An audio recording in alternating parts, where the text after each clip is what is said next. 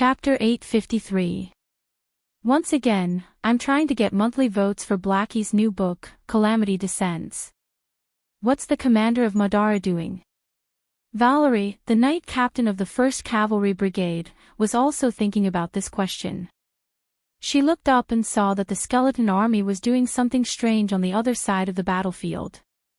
The army was slowly turning around, but their movements were so slow that they looked like a dying old man. It was almost impossible for them to turn around and attack before the cavalry arrived. Madara's left wing was still directly threatened by Erwin's 2 cavalry brigades. Valerie could even tell that even if her attack passed through them, they would not be able to turn around in time to surround them. This was a great opportunity.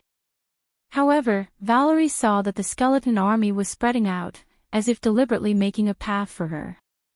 If this scene happened to a human army, then according to the description in the cavalry manual, the enemy would have already collapsed, and the only thing left to do was to drive them forward like ducks. However, the female knight captain had a strong sense of vigilance in her heart, because in front of her was an army of the undead, and it was impossible for the undead to collapse in morale, unless something happened to the necromancers who were driving the skeletons behind. Could it be that someone was attacking the Madara army from behind? Just as this thought flashed through her mind, something suddenly appeared in her field of vision, and it immediately made her heart sink. She saw that behind the opening, a few tall figures suddenly appeared. They were not the clumsy corpse monsters or the crusaders, nor were they the Black Knight with a burning soul fire under their armor. They were some strange riders, like skeletons riding on horseback. They were covered in heavy black mail armor and wielded long spears. The warhorses under them were also bony, and their whole body was covered in tattered armor. At first, a few of these riders appeared, but as the opening became bigger and bigger, their numbers gradually became terrifying. Valerie's eyes widened in surprise. She saw a whole cavalry behind the dense skeleton archers. It was definitely not the Black Knight, because it was impossible for there to be so many Black Knights. The skeleton riders were next to each other, and the front was almost a mile wide. It was dark and gloomy, like a city wall. Slow down and change direction. Valerie's heart felt as if it had been pierced by a sharp needle. She suddenly understood what it was, the skeleton knight. Madara had a new type of troop that they had never seen before. Suddenly, a sharp whistle sounded from the other side of the battlefield. Valerie glanced over and knew that Vance had also seen those strange riders. Their reactions were very fast. Although they didn't know how strong their opponents were, one thing was certain: they had more people than them, and a lot more. If the skeletal riders were able to keep up with them, it would be a disaster for the White-Winged Cavalry Regiment even if they were extremely weak. This was because even though they were sharp, they were also weak. Once they were held back by the tens of thousands of skeletons, there would only be one outcome. That was to be defeated and turned into one of those monsters. After losing their cavalry in the Grimoire's Passage, there would be no defensive forces from the Silverman Valley to Kirkle. This meant that the entire Grimoire's Passage was open to Madara. Valerie was drenched in cold sweat. She didn't dare to imagine what the outcome would be. It was almost a replica of the War of the Black Rose, and it might even be worse because the Southern Legion was still in Empire-Seal. If the Grimoire's Passage failed, only Karsuk would be left in the Southern Territory. The White-Winged Cavalrymen were clearly aware of their situation. These experienced riders turned around one after another. The 2 cavalrymen turned extremely quickly on the battlefield, but in Valerie's eyes, it was so slow that it made her anxious. She saw the skeleton riders start to speed up, and the whole army was so uniform that it looked like a huge machine. At this time, the female knight captain finally realized how terrifying this cavalry unit was. Then she thought of another bad news, which was that this cavalry unit might be like the Black Knight. They didn't have to worry about the endurance of the war horses. Her heart suddenly turned cold. At this time, she could only place her hopes on Walter's command. But what made her very uneasy was why the commander still hadn't given the order to retreat. Was he planning to bury the entire white-winged cavalry unit here just to prove how terrifying Madara's army was? Valerie anxiously turned her head and looked at the hills in the north, hoping to see the expected signal. Unfortunately, the north was silent. At this time, a sharp whistle suddenly swept across the sky above the battlefield. Everyone couldn't help but look up and see strange flying creatures flying over their heads. The town was in a sea of fire. Looking around, there were blue flames burning everywhere. Other than that, there were also the destroyed white-winged cavalry unit or the garrison's temporary defense line on the streets. There were corpses everywhere, wearing the militia uniform, the white-winged cavalry uniform, or the same garrison uniform as him. The only thing they all had in common was that they were all covered in blood and had stopped breathing. Ivan's gaze only lingered on these corpses for a short while before he slowly walked past these areas. A small group of garrison members were following behind him. He had just learned that their instructor had died in the hands of the monster that flew to the church steeple first. And he also knew that the monster's name was Dreadwraith. But there was even worse news. It was said that Butchie's first cavalry unit had been completely destroyed in the street battle. Commander Portland had also been killed. Now, the first cavalry unit only existed in name. The remaining people were like the people following them. They didn't have the will to fight, and the only thought left was to survive. Just a moment ago, they were filled with passion and wanted to fight for Erwin. But although the ideal was beautiful, the reality was too cruel for them to accept. They were almost immediately taught a cold lesson. The only thing that made Ivan feel a little relieved was that Ronnie's carriage had already left the town before the battle began. It was said that the white-winged cavalry was fighting outside the town, so she and the rest of the family should be able to reach Svenfano safely. But what would happen after that, even he himself didn't know. There were so many skeletons in Madara, and the town was almost filled with those monsters. Now, the young man was very doubtful that they could defend the town. The group of people were like fleeing beggars as they walked out of the unfamiliar town. They didn't go far before they were stopped. There was a fierce battle happening on the only street leading out of the town. Ivan quickly identified the two sides of the battle should be Madara's skeletons and the town's militia. It was basically a one-sided massacre. When they arrived, there was no one alive on the scene. The Lich was awakening the fresh corpses. The soldiers who were fighting for Erwin a moment ago were swinging their swords at them with blood all over their bodies. It's Rala and the others. They're all dead. One of the guards said with a pale face. Ivan's expression changed as well. These militia were the townspeople that he usually saw all the time. But now, they had turned into something else. He couldn't help but glance at the sneaky Lich on the other side of the street and clenched his teeth. How unlucky, there's a Lich. Vice Captain Ma Dong spat and pulled out his sword.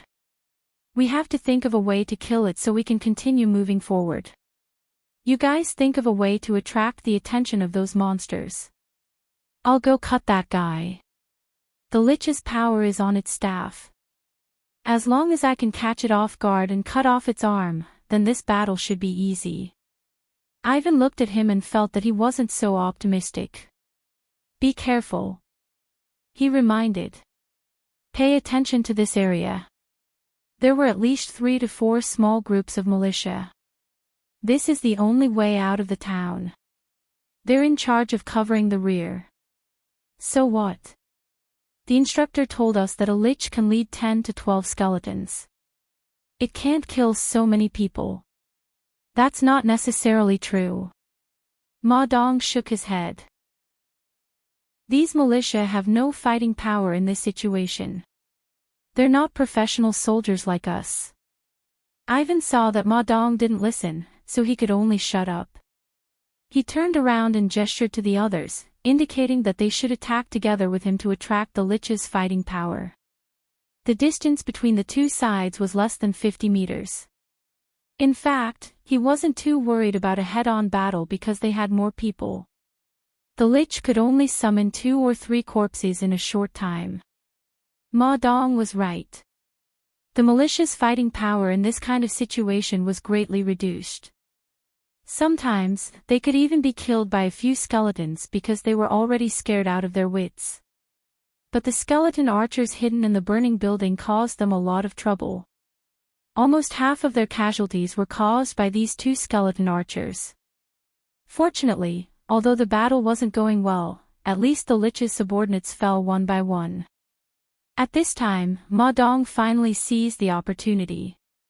He quietly passed through the shadows of the other side of the building and approached the Lich without anyone noticing. But when he pulled out his sword and was about to make the final strike, a sudden change occurred. Ma Dong, be careful. Ivan suddenly shouted. He was worried about Ma Dong's plan, so he was always paying attention to that direction. When he saw that Ma Dong was about to make a move, a black shadow suddenly fell from the sky. This scene was too familiar. That was how their instructor had died. Ma Dong reacted at the last moment, but this deputy captain of the guards had no time to react at all. With a loud crash, a gigantic creature had already descended from the sky, bringing countless tiles with it as it landed on him. It grabbed his shoulder and its sharp claws pierced through his collarbone and shoulder armor, lifting him up from the ground. Ma Dong let out a painful scream. At this time, the others finally saw the monster's appearance. It looked a little like a shrunken skeleton dragon. Its body was made of only bones and no skin. On its huge head, there were a pair of burning soul flames in its eye sockets, like 2 pillars of light. It had sharp teeth. The only difference between it and the skeleton dragon was that it had a sharp beak at the front of its mouth. Phallus. Someone screamed as he recognized the monster, but that was not enough to save Ma Dong. The Juling pecked at the vice-captain's head, crushing it into pieces. The vice-captain spasmed, and his whole body collapsed like a deflated balloon. The phallus pecked Ma Dong to death and threw the body away. Then it looked up at the others and let out a terrifying scream. Ivan felt a chill run through his body, and his mind went blank. But the others around him reacted faster. One of the guards screamed and turned to run. But before he could run a few steps, a green light hit him in the back. His whole body swelled up and exploded into a bloody mist. This scene woke everyone up. There was still a necromancer here. And it was not to be underestimated. Evan could only watch as the monster raised the bone staff at him. He wanted to dodge, but he could not move his body even a single step. Ronnie. Chanali silently closed Rosa's eyes. In her last moments, the female knight's eyes were staring straight at the sky. The Lich had opened a large hole in her chest. Her original appearance could no longer be seen. All that was left was a mess of flesh and blood. He didn't say a word. He took off his uniform and covered her with it. They had known each other for a long time. They had experienced the War of the Black Rose together, and even participated in a few major battles.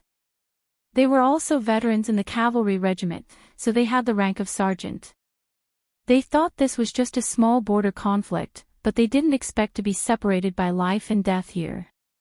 Although he had experienced a lot of life and death separations in the past year, he still felt a little uncomfortable at this moment. There were new types of soldiers among the skeletons, such as the phallus. They had only appeared in the battlefield of Karsuk before. Why would they suddenly appear in the Dark Lord's army in the south of Buchi? The number of necromancers was also much rarer. If it wasn't for the fact that there was another necromancer behind the necromancer and the phallus, Rosa wouldn't have died. Chanali wanted to curse out loud. What the hell were those damn scouts doing? He looked at Rosa's face and carefully studied it for a while. Then he slowly walked through the street.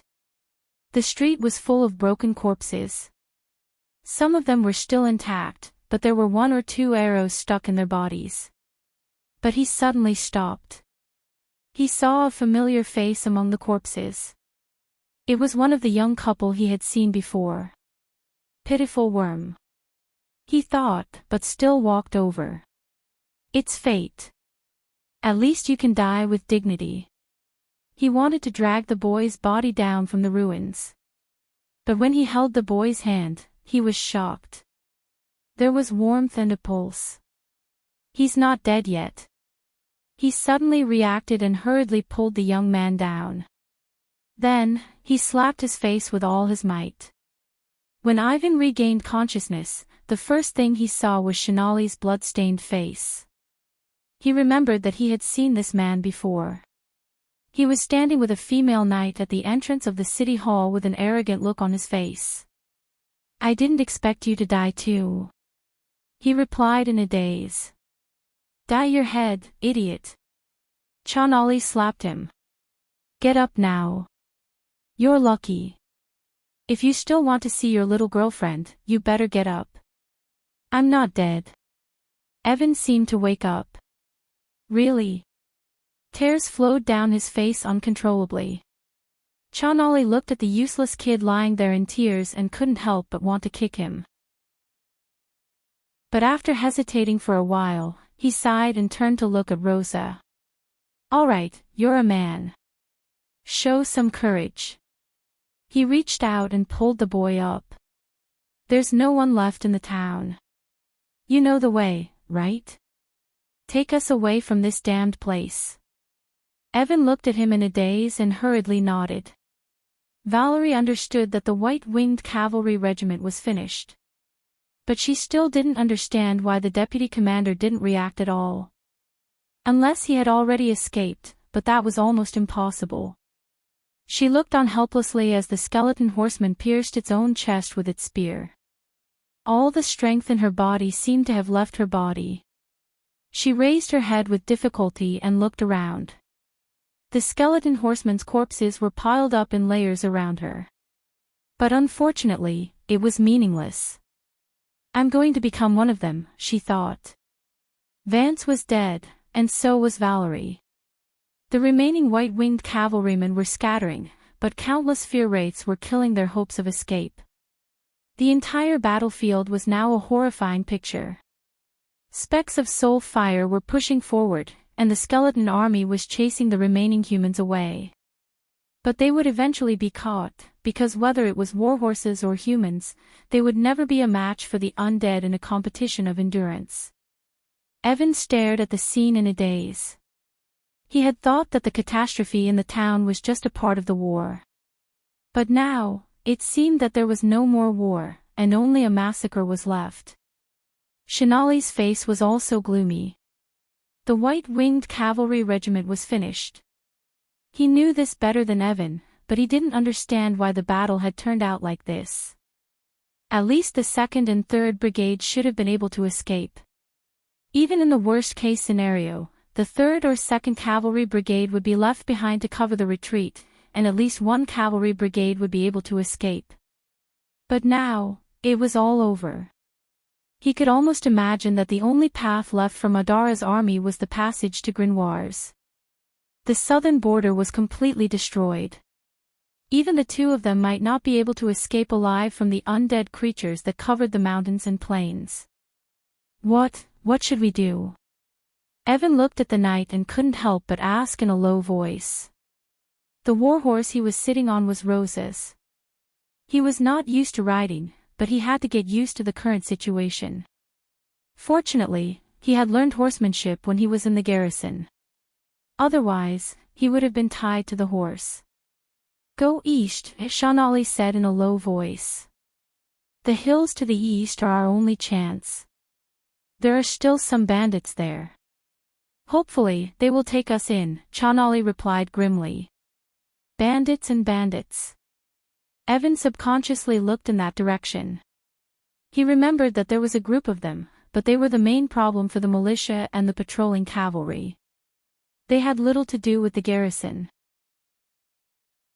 They seem to be from Tosankard. They are real desperados.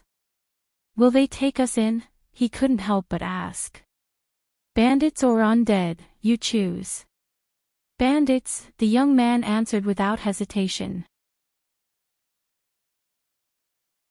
Chapter 855. The Silman River Valley had already been reduced to a land of ashes.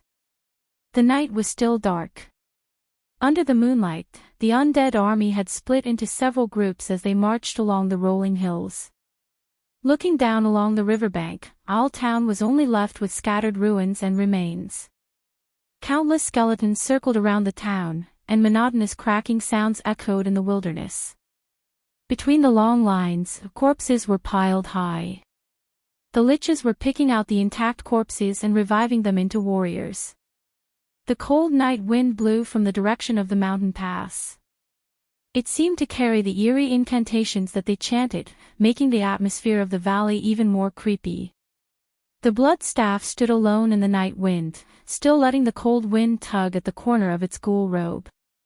It glanced at a mutilated corpse not far away. It should be a human militia. Judging from the wound, he should have died at the hands of the Dreadwraiths. Only half of his body was left. His hand was still holding a sharp rock on the ground. The blood staff could imagine that he must have struggled to break free before he died, but the Dreadwraiths tore his body apart with their sharp claws and fangs. It raised its head again and looked at the valley. The battle in the valley had already ended. There was not a single living creature in sight. There was only dead silence. It was a perfect victory. It was as if it had witnessed the prophecy of the dark prophecy, that the kingdom of darkness in the east would rise. Those pathetic Erewhon bastards. They must not understand why they lost so badly. Behind the blood staff, a young man with a face as pale as a corpse smiled, showing his white teeth.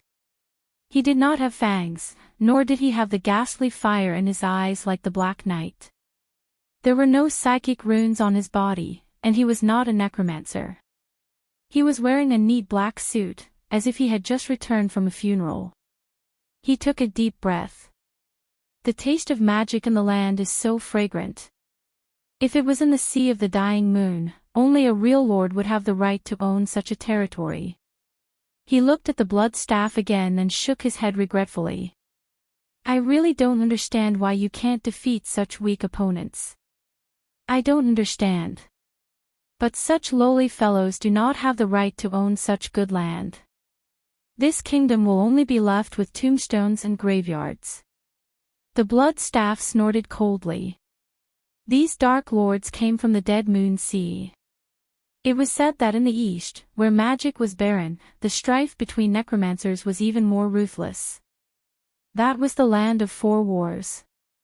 However, these unruly fellows were indeed very powerful. The necromancers there invented a spell to extract half-corporeal and half-spiritual dreadwraiths from the pterosaur corpses, and a way to let necromancers command skeleton knights, their addition.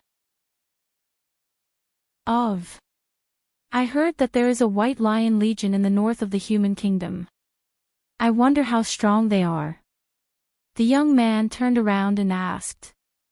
There used to be, but they were defeated by the Southern Legion.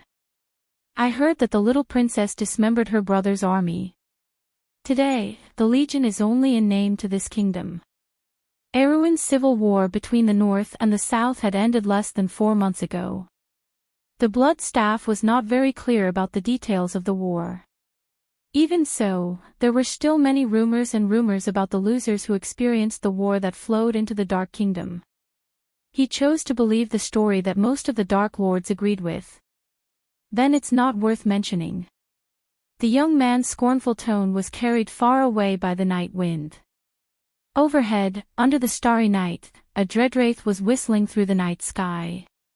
Behind it, there were dozens of monsters spreading their wings. Each of them was like a floating shadow, sweeping across the entire valley. Looking down from the sky, there were specks of phosphorescence on the ground, forming 3 neat long dragons. The heads of the dragons were passing through the Grimoire's tunnel and entering the Slovenian region. In front of them, there was already an endless stretch of lowlands. That was the direction of the capital of the province, Fort Kirkle. However, further away in the hilly region of the east, there was a small group of people standing at the edge of the forest. 1, 2, 3, 4. A group of 14 people was standing beside the horses. A thin young man with a sallow complexion was quietly counting the flames in the valley below. The nearest flame was only the size of a fingernail from this distance. Meanwhile, the ones further away were like the embers and sparks of a bonfire. These flames were scattered across the entire Silverman Valley, like a string of beads in the dark night. The young man's face turned a little gloomy. After he finished counting, he turned around and answered the others, "The white-winged cavalry is probably done for. Owl Town, Roden, Milltown, it's all done for. I don't know how many of them survived. I don't think there are many. Thumb and the others just returned from Roden a few days ago. They said that not many escaped. These people are probably all done for. Can you stop talking about it? It's so irritating." The young man who was still sitting on the horse was not in a good mood. If he had heard that the white-winged cavalry had been completely annihilated, he would have clapped his hands in celebration. But when he saw this scene with his own eyes, he could not bring himself to laugh. Every ball of fire in the darkness was countless lives, and this made him think of his hometown. If it was really like what the Lord said, then perhaps one day the whole of Aween would become like this. He could not help but shudder. Everyone present had the same thought at this moment. They turned to look at the young man in a vest standing at the back. Carglass put down the brass binoculars in his hand and handed it to a young officer from the White Lion Guards. After the battle in Ampere Seal, he and the young men around him were no longer as naive as they were when they were in Tonajol. Their every move had become more mature, or rather, more like a real soldier. He looked at the youths who were dressed like mountain people. Some of them should be the ones who were rescued by Brendel from the Shaflund mines. Brendel had told him that these people were destined to become great figures in the future, but he did not believe it at first. But now it seemed that Brendel's ability to foresee the future was truly extraordinary. After leaving Shaflund, the young man named Cohen led a group of people directly over the Greyhar Mountains. When the Southern Legion left, they attacked the mining area south of the Tosancade Forest and dragged out a large number of convicts. Then, they headed east into the hills of the Silman region. Although they still could not get rid of the bandits' aura, they had already become the king of the area. The crux of the matter was that the group of convicts selected by the young man were almost all exiles who had offended the nobles, while the truly valiant and unruly ones were not taken in. On the surface, it seemed a little unwise, but if one thought about it carefully, there was another meaning behind it. That young man is not simple at all, Carglass thought to himself. "Mr. Carglass, what do we do now? Should we go back first?" The young man on the horse asked. "Sure." Carglass put up a finger and gestured for the others to be silent. "Is there a situation?" Carglass nodded. "Quickly hide."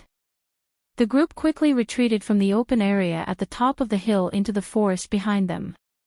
About a minute later, a gust of wind blew over their heads. The young men hiding in the bushes stared at the shadows flying over their heads with pale faces. There were 7 of them in total. Carglass was the first to pull his horse up from the ground. The White Lion sergeant beside him shook his head and said, "It's not a skeletal vulture. I've never seen it before. Is it a skeletal dragon?" The young men chattered among themselves. Carglass pursed his lips and shook his head. It was not a skeletal dragon. Skeletal dragons had the natural aura of fear of high, undead creatures. Carglass had seen Alaz in Valhalla and had some influence on the aura of dragons. When those things flew over their heads, he did not feel the slightest bit of fear. Moreover, as bone dragons, those things were a little too small. "Mr. Carglass." "They seem to be looking for something." Carglass replied, "Let's wait and see. They won't find us so easily in the hills. When the day comes, the undead will withdraw their defenses. It won't be too late to return then." Dozens of skeletal knights were galloping along the mountain path. The metal mail on their warhorses clanged against each other in the night. When the horses' hooves hit the ground heavily, the sound was not as thick and heavy as that of ordinary warhorses. Instead, it sounded hollow, as if it came from the depths of hell. As they looked down at the valley below, their soulfire eyes quickly reflected two human cavalrymen who were running for their lives. They had been running for half an hour in this direction, and their warhorses were about to give out. The leader of the skeletal knight pointed his Stygian steel scimitar downwards. The skeletal knights immediately turned around and rushed into the forest. In this area, the trees and shrubs on the hillside were sparse, but there were still skeletal knights who crashed into trees and were smashed into pieces. However, the remaining undead did not even look at their defeated comrades. After passing through the forest that was nearly 100 meters long, they suddenly emerged from the meadow. When Evan turned around, he happened to see this scene. Under the bright moonlight, 11 skeletal knights charged out of the dark and dense forest with green phosphorescence flickering in their eyes. Their bare arms held up their spears and scimitars, reflecting the cold light of the moonlight. He couldn't help but be scared out of his wits. "Chonali, we're dead." "Shut up," Chonali replied in annoyance. However, he knew in his heart that they were going to lose their lives this time.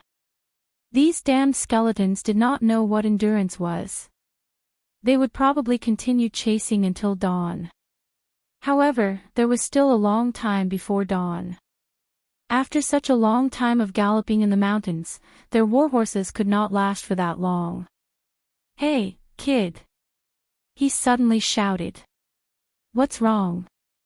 Ivan replied breathlessly. His face was pale, and his forehead was covered in cold sweat. It was as if he was suffering from a serious illness. His horsemanship was only average, and was limited to the level of being able to ride a horse. However, under the pressure of survival, he was able to gallop in the mountains. This could not be said to be a miracle. However, the things that happened along the way were enough to scare him out of his wits. If not for his good luck, he would have fallen down the mountain stream or hit a tree and died. "I'll lure them away. You run east. Once you enter the dense forest, abandon your horse and run for your life. Once you're there, you'll be safe." Chonali panted and replied. Ivan's heart thumped.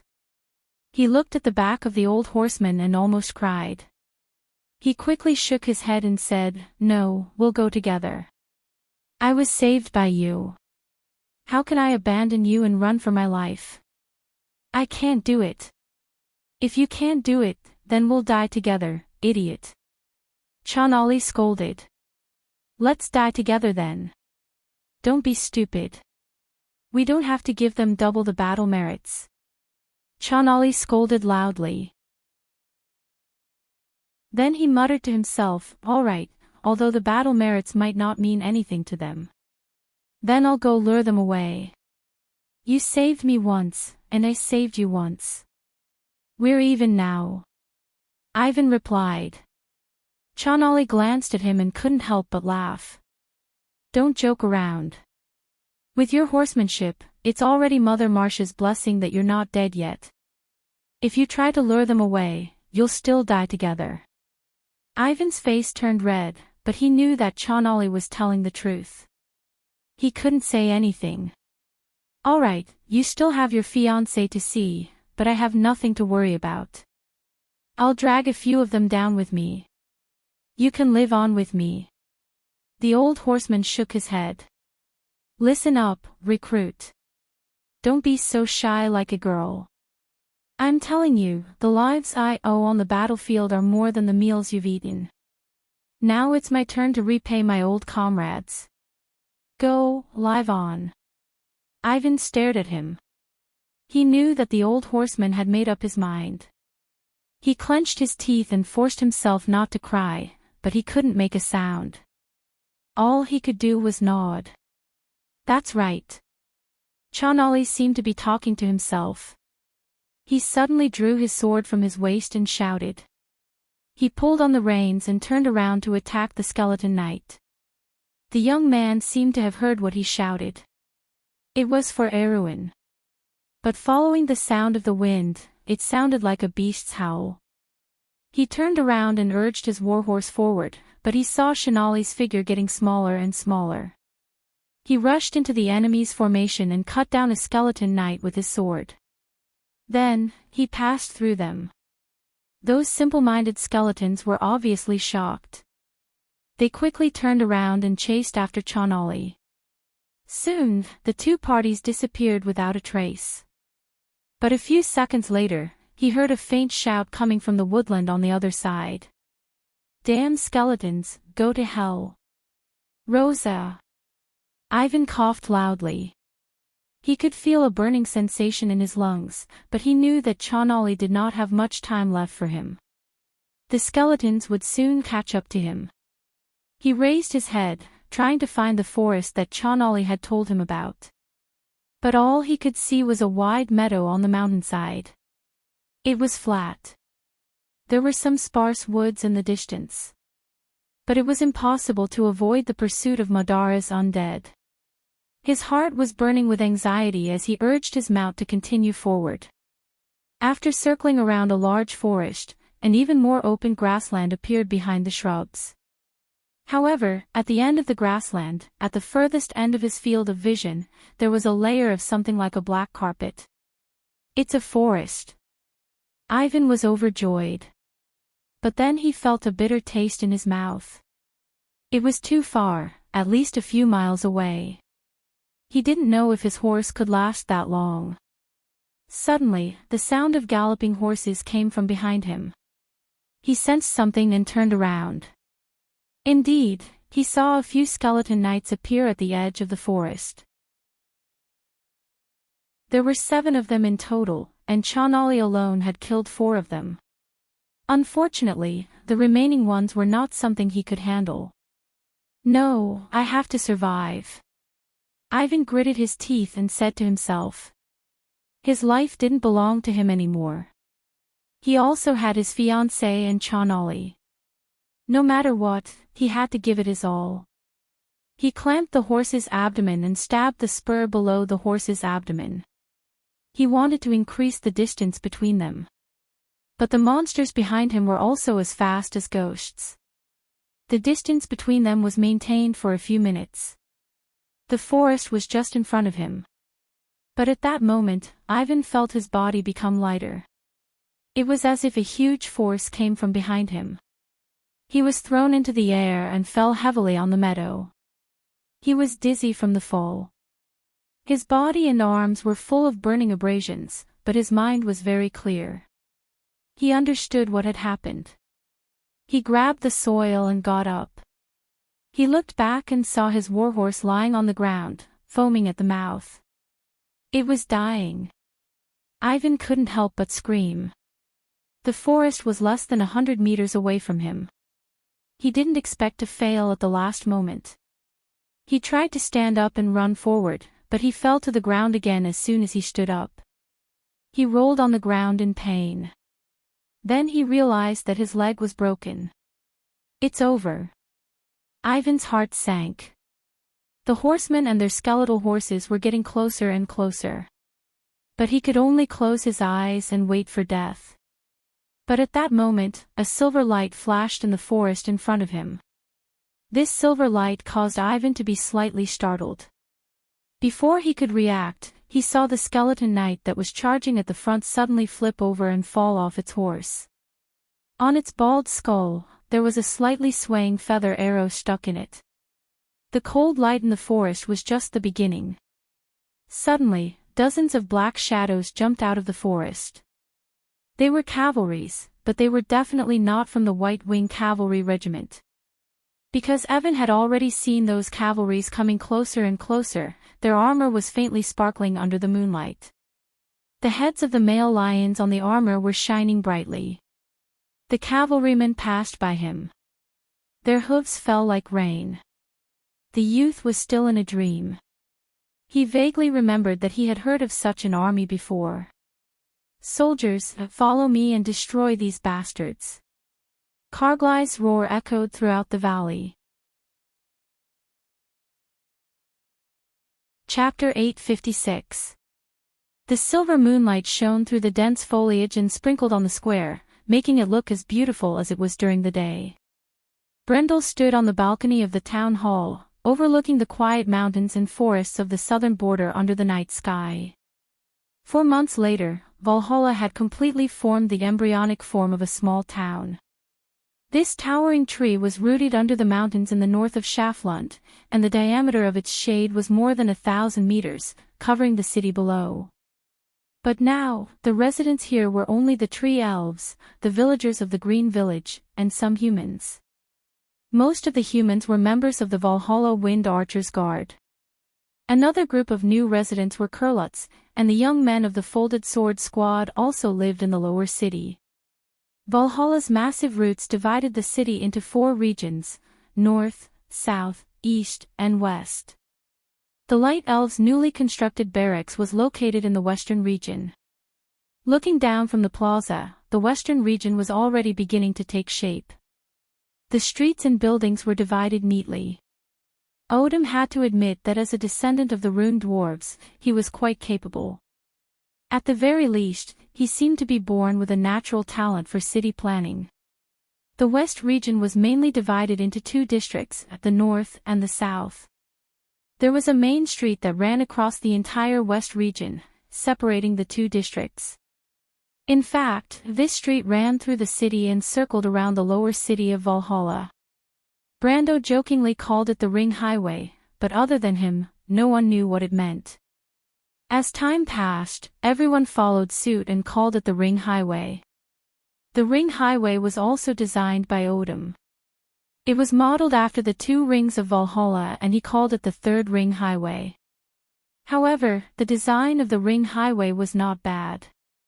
In fact, Brando knew that the old dwarf was discussing with Monique if they could open up the bottom of Valhalla and build a cross-shaped street that would pass through the center of Valhalla's trunk. This way, the entire lower city would be connected. Brando naturally understood the benefits of such a design. However, Odin's focus was mainly on defense because it would make it easier for the different districts of Valhalla to defend against each other. Monica didn't object to it. After all, Valhalla was huge, and it wasn't a big deal to dig a tunnel from the center. After all, it wasn't a real tree, but a magical city in itself. In the north and south districts of the west region, the main building in the north district was a military camp. Other than that, there were also some buildings that resembled human buildings. It was a newly built noble military camp. The noble military camp in the Kingdom of Erwin was no different from the other noble military camps in most human countries. There was a training ground and a camp, which was a functional building. In the game, it could significantly improve the training speed of the soldiers and the morale of the station troops. Brando thought that it might be because of the increased discipline brought by the centralized management of the army. It was just that the game had turned it into data. The White Lion Guards were stationed in this military camp, opposite the Wind Archers camp in the south. There were only 2 functional buildings in this huge city, so it was relatively empty. However, it was much better than the other 3 regions that had not been built yet. Brando was planning to move the entire city of Abes to Valhalla. After all, the city under the giant tree could not be kept a secret forever. In fact, after Odin ordered the workers to build the outer walls, many people had already guessed their lord's plans. However, it was impossible for them to guess that this was the legendary fortress. Brando claimed that this was the giant elven tree that was planted by the tree elves. With his relationship with the druids, no one could find fault with it. After all, there were many such trees in the dark forest, and the druids built their cities on top of them. Perhaps one day, when Valhalla continued to grow, this lie would eventually be exposed. However, Brando believed that by then, he would have nothing to hide. At least for now, Valhalla was still very fragile and needed to be protected. In fact, except for a few people around him, most people believed this story, including Veronica, who had been to Valhalla personally. She thought that this was a gift from the druids and did not even think about the legendary fortress. After all, it was a little too ridiculous. Moreover, she had seen it with her own eyes. The fortress had completely disappeared into the loop of trade winds. As for the others, including the young people of the Folded Sword Knight, they were still amazed when Brando brought them to the city. Some of them had heard from the young lady of the Flower Leaf territory about the magnificent Druid city of trees, but they did not expect to see it with their own eyes and live here as guests for a period of time. One after another, they expressed their interest. The scholar lady had come to him more than once to ask for permission to visit the city. Although Monica did not like these foreign guests, other than not letting Shido into the core area of Valhalla, Brando still gave her the right to visit from the lower area to the uppermost square. His generous move further dispelled everyone's suspicion, including the eldest prince. Today, the young people of the Folded Sword Knight were still temporarily living in the North City district. There were many tents there, but the military barracks and supporting buildings were also being planned for them. In the past 4 months, Monica's clan had increased to nearly 500 people. Now, the entire upper level of the tree canopy could be seen flying between the branches at any time. Under their control, the construction of Valhalla was getting faster day by day. However, the growth of the city itself had slowed down. According to Monica, it would take at least a few years for it to move from this stage to the next stage. One aspect was that the supply of magic could not keep up. Valhalla's demand for magic was a bottomless pit. In fact, almost 2/3 of the ore produced from the crystal mine in the Black Forest had been supplied to this territory, but it was only enough to maintain its daily operations. Tanagel's income from the magic crystal trade had been greatly reduced in recent months. Amandina had warned him about this several times, but the merchant lady was very optimistic about this. In her opinion, the magic crystal trade itself was not a long-term business. The key was that this kind of commodity was too sensitive and could easily attract covetous people. Generally speaking, the high-purity crystals produced by a crystal mine would be quickly consumed in the first few months. What followed was a long and difficult mining, but the output would decrease year by year. The crystal mine found in the Black Forest was extremely rare. If Tanagel continued to export large amounts of these high-purity magic crystals, it would not be difficult for people to guess that a crystal mine with high reserves had been discovered in the territory. Now, they could take advantage of the growth of Valhalla to reduce the amount of crystals they sold. As for the decrease in income, in fact, the development of other minerals and specialties in the Black Forest had gradually made up for this. Most importantly, many of the resources in the territory were now self-sufficient. Therefore, the financial dependence on trade had been reduced by a lot. On the other hand, the number of light spirits was also a problem. Monica's 500 clansmen had reduced the time it took for Valhalla to grow from the first stage to the second stage to less than half a year. But if they relied on their own efforts for the next stage, it would take at least 5 years. If he wanted to reduce this time to a year, he would need at least 2,000 to 3,000 light spirits. But the production of light vortices was still only 20 per month. The Moon Tower was currently serving the Mage Tower in the county of Abies Castle, contributing to Tanagel's first batch of wizard apprentices. Not to mention that it was impossible to use it to increase the production of light vortices at this time. Even if it doubled the production of light spirits, it would still take several years to reach that number. The gains did not make up for the losses. The only way now was to first develop the territory and let Valhalla become self-sufficient. Then, he would continue to think of other ways to increase the production of mana. There were many ways to increase the production of mana, but it had to be done step by step.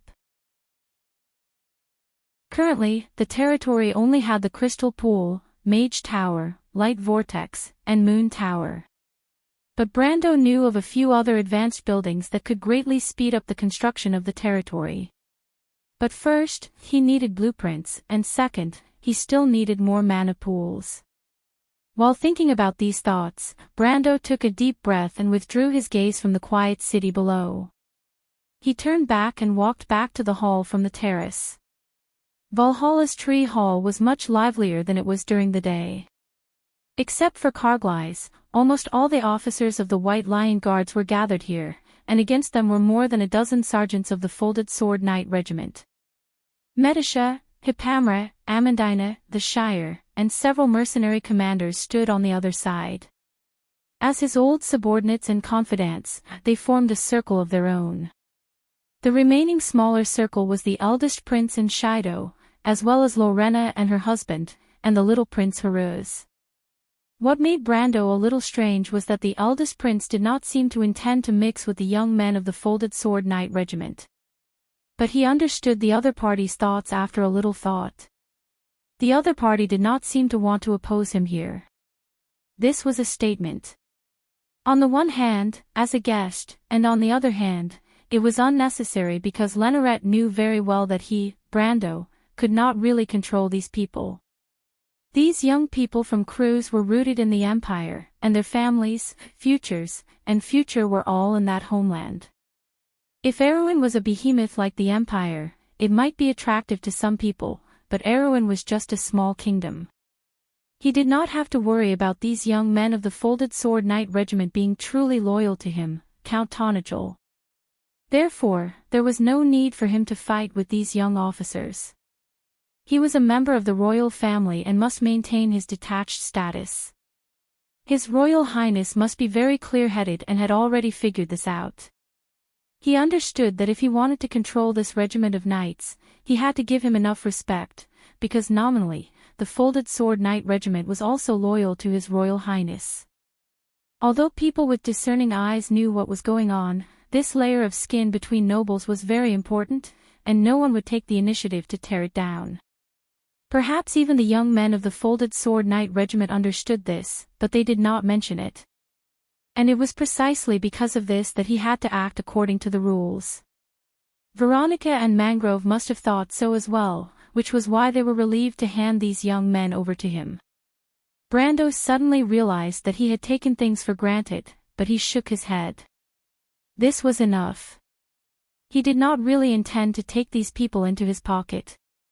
He just needed a group of people to help him fight against Madara.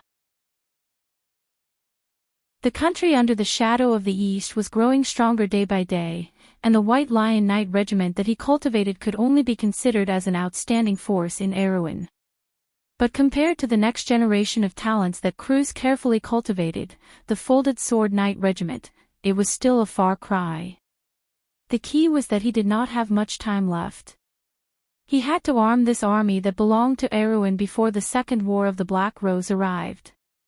Otherwise, he would completely lose his claws under the blooming Black Rose. One Freya was not enough. Then what about the Folded Sword Knight Regiment? When he walked into the hall, there was still a heated argument going on.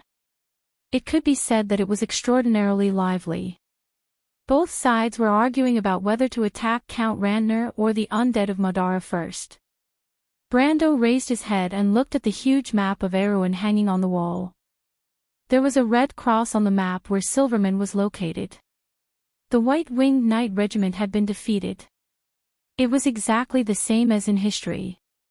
But this time, he had even warned the Grenoir side, but those rigid noble officers still made the same mistake. In fact, there was a dispute between Duke Grenoir's and the royal faction about whether or not they should warn Duke Grenoir's. That was because Makarov and the others believed that if they followed the original plan of luring the Blood Staff into the target area, they must not alert the Blood Staff.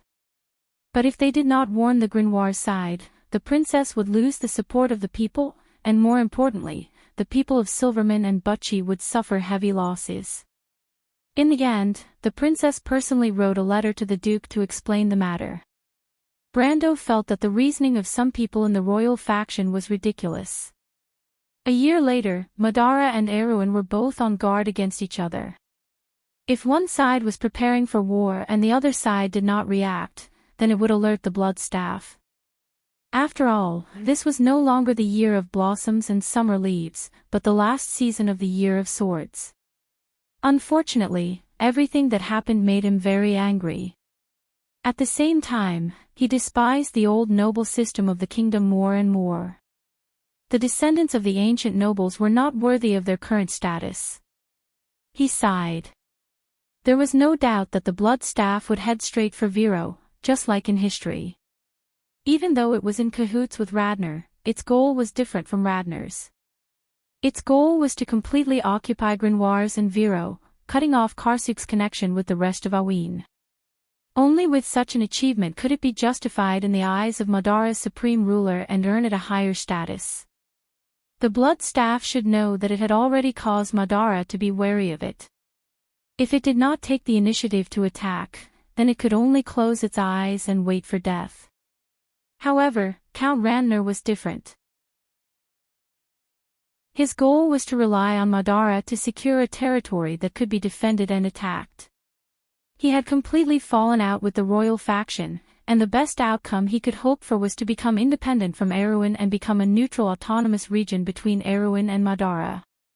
If he did not succeed, then he would at least be able to escape to Madara. That was why his goal was to conquer the Silman and Slovenia regions. However, he had a common goal with the blood staff, and that was Kirkle Castle. Furthermore, Count Randner would attack Kirkle Castle before the blood staff. Before news of his collusion with Madara spread, he would think of a way to trick the gates of Kirkle Castle into opening under the guise of reinforcements.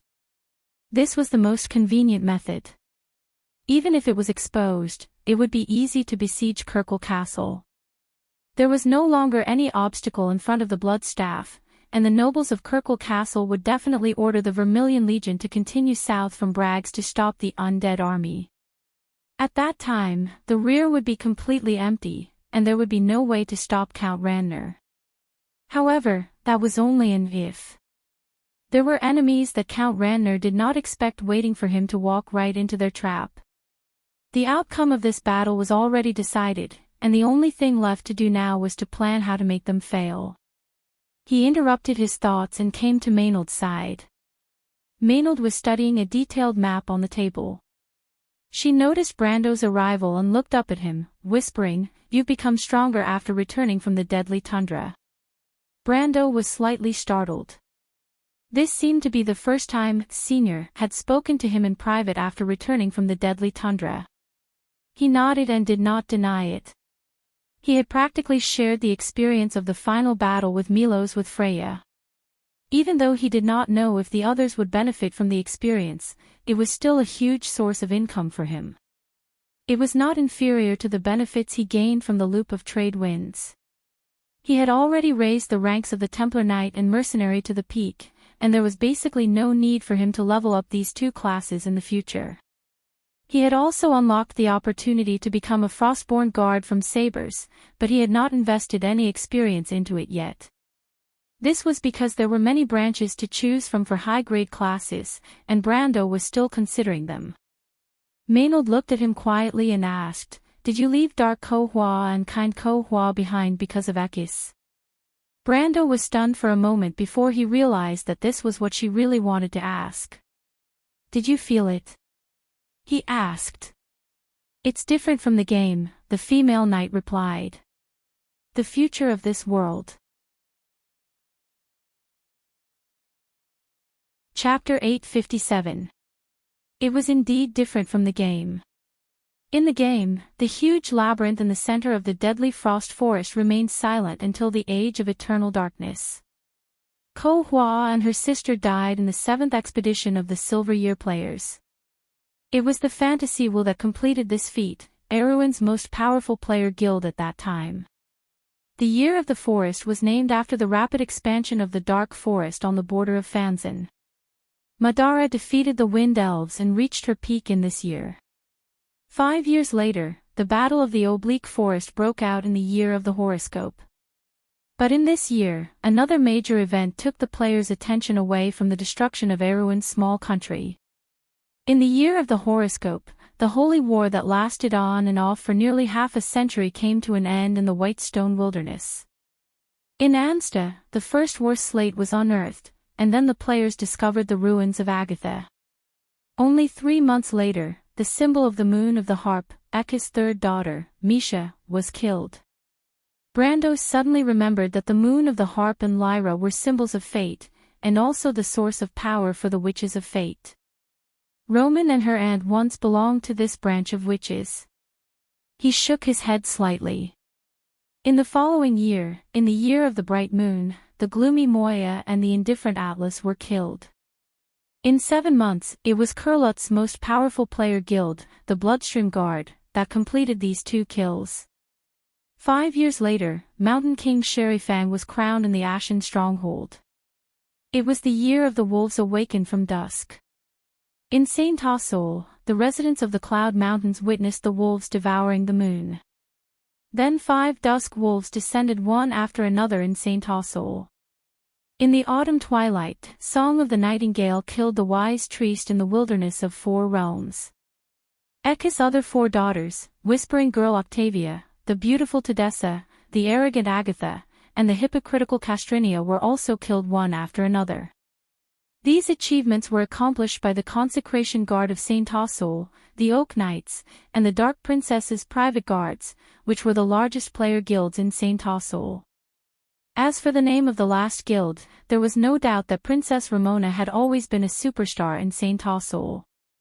In the past, there was also a relatively large player guild called the Little Princess's Underwear Collectors Organization.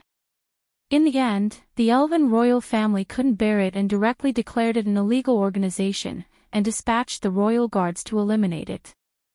Thinking of these interesting events, Brando couldn't help but smile. This was the story of the Year of Blood. A year later, in the 434th year of the First Era, the Year of the Dragon Shadow, the Golden Palace Ruins instance group was discovered.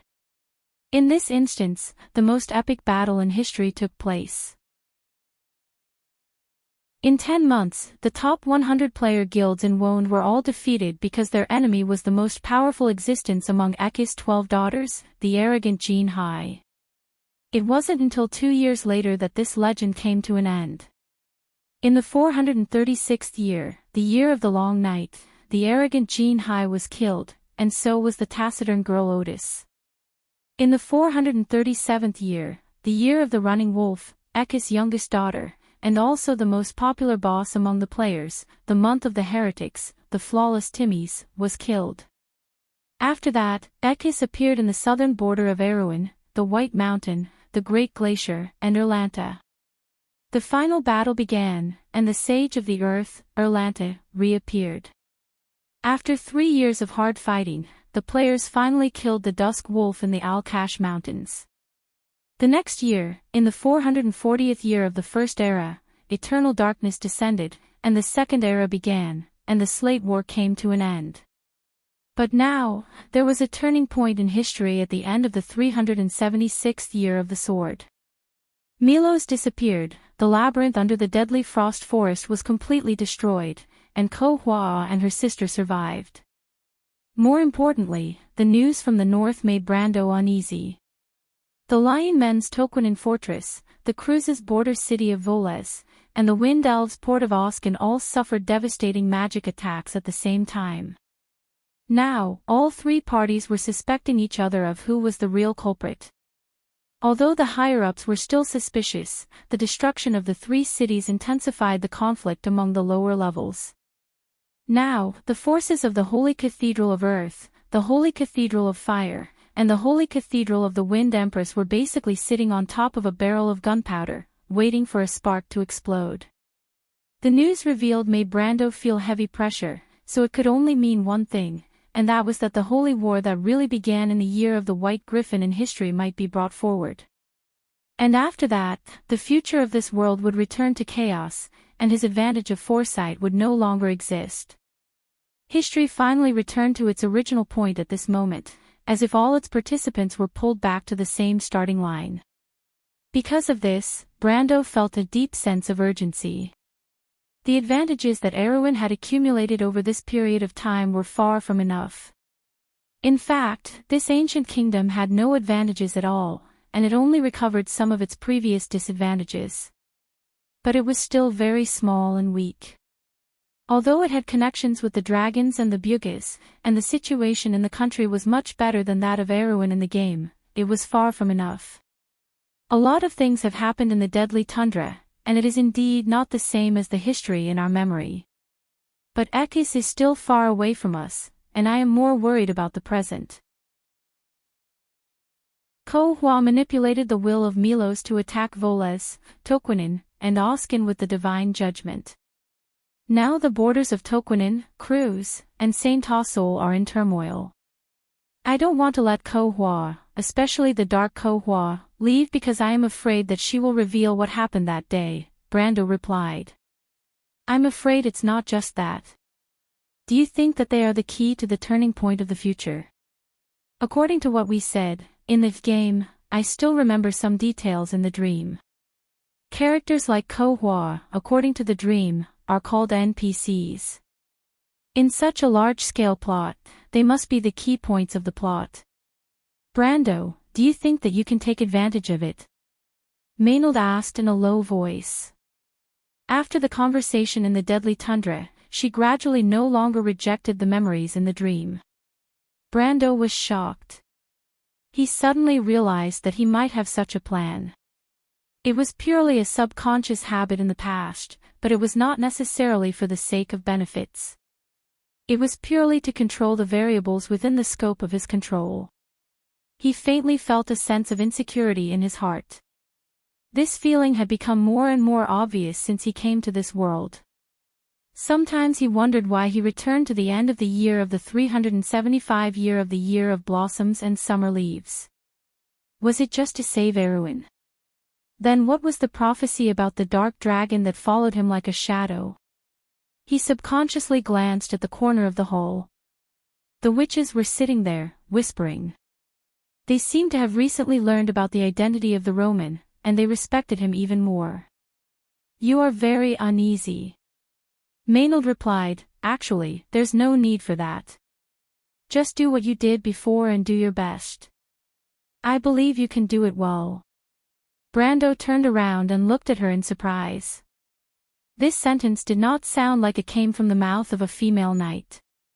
He almost thought that he heard Allium Japonicum lecturing him. He looked at her in a daze for a moment, only to be glared at by her. Maynard turned back and pretended to be indifferent as she asked, so, what you are worried about is the situation of the Holy War in the future. Brando nodded. It was indeed so. He asked, who do you think will make the first move? He pretended to listen to the others arguing about the plan to attack Radnor, but his mind was not on it at all. He had already drifted to the border between Cruz and the Great Plains. Maynard lowered her head and looked at the map on the table. The territory of the Cruz Empire was not on the map, and it was only a topographic map of the Silman region. However, she also seemed to see the undulating mountains in the southwest of Cruz. She whispered, the Toquinen fortress is very important to the Golden Mane Lion Mane Beast men. I think they will be the first to make the first move. They will attack the Alstom region, just like in history. Brando's mind was filled with Veronica's words. He had been thinking about how trustworthy the Imperial Army's words were, but Maynard's words made him realize that she was also aware of the plans of the Cruz army. After all, she had to stay in Valhalla and meet with Prince Lenoretta and the others. On the other hand, she was the person in charge that the princess left behind. Since he had communicated with the princess, there was no need to hide it from this female knight. The key was that Maynard had a very special place in his heart. Although she was unwilling to admit it, Brando still saw her as his senior. At least half of her soul was like his. And since Maynard knew how crazy the Cruz Empress was now, why did she come to the same conclusion as in history? Do you know something, senior? He asked in a low voice. Brando knew that in the game, Maynard and her team had established a relationship with the Erewhon nobles early on. Therefore, in this era, she was likely to know some inside information earlier than him. And these inside information were exactly what he lacked in this period of history. Just like his judgment of Erewhon, a lot of it came from the analysis on the forum, and not his own personal experience. Don't call me that, Maynard glared at him fiercely. I'm not too sure. I'm waiting for a news. If that news comes as expected, then the Holy War is imminent, and it will unfold as I said. If not, then it's hard to say. But in any case, you have to be prepared for an all-out war. Brando looked at her with a wry smile. An all-out war doesn't seem to have anything to do with a local lord like me. I know your intentions, Maynard replied faintly. All of our intentions are now focused on you alone. Don't beat around the bush with me. Brando withdrew his thoughts. The dispute in the hall seemed to have returned to his ears. In fact, the main dispute now was between the White Lion Guards and the Folded Sword Knight Regiment.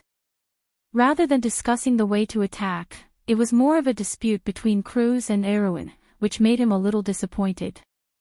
Fortunately, the Shire, Medisha, and the others did not participate in this childish quarrel.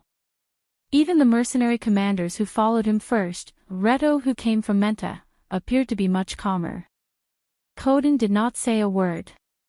The old swordsman was tasting a tree wine that was a specialty of Valhalla.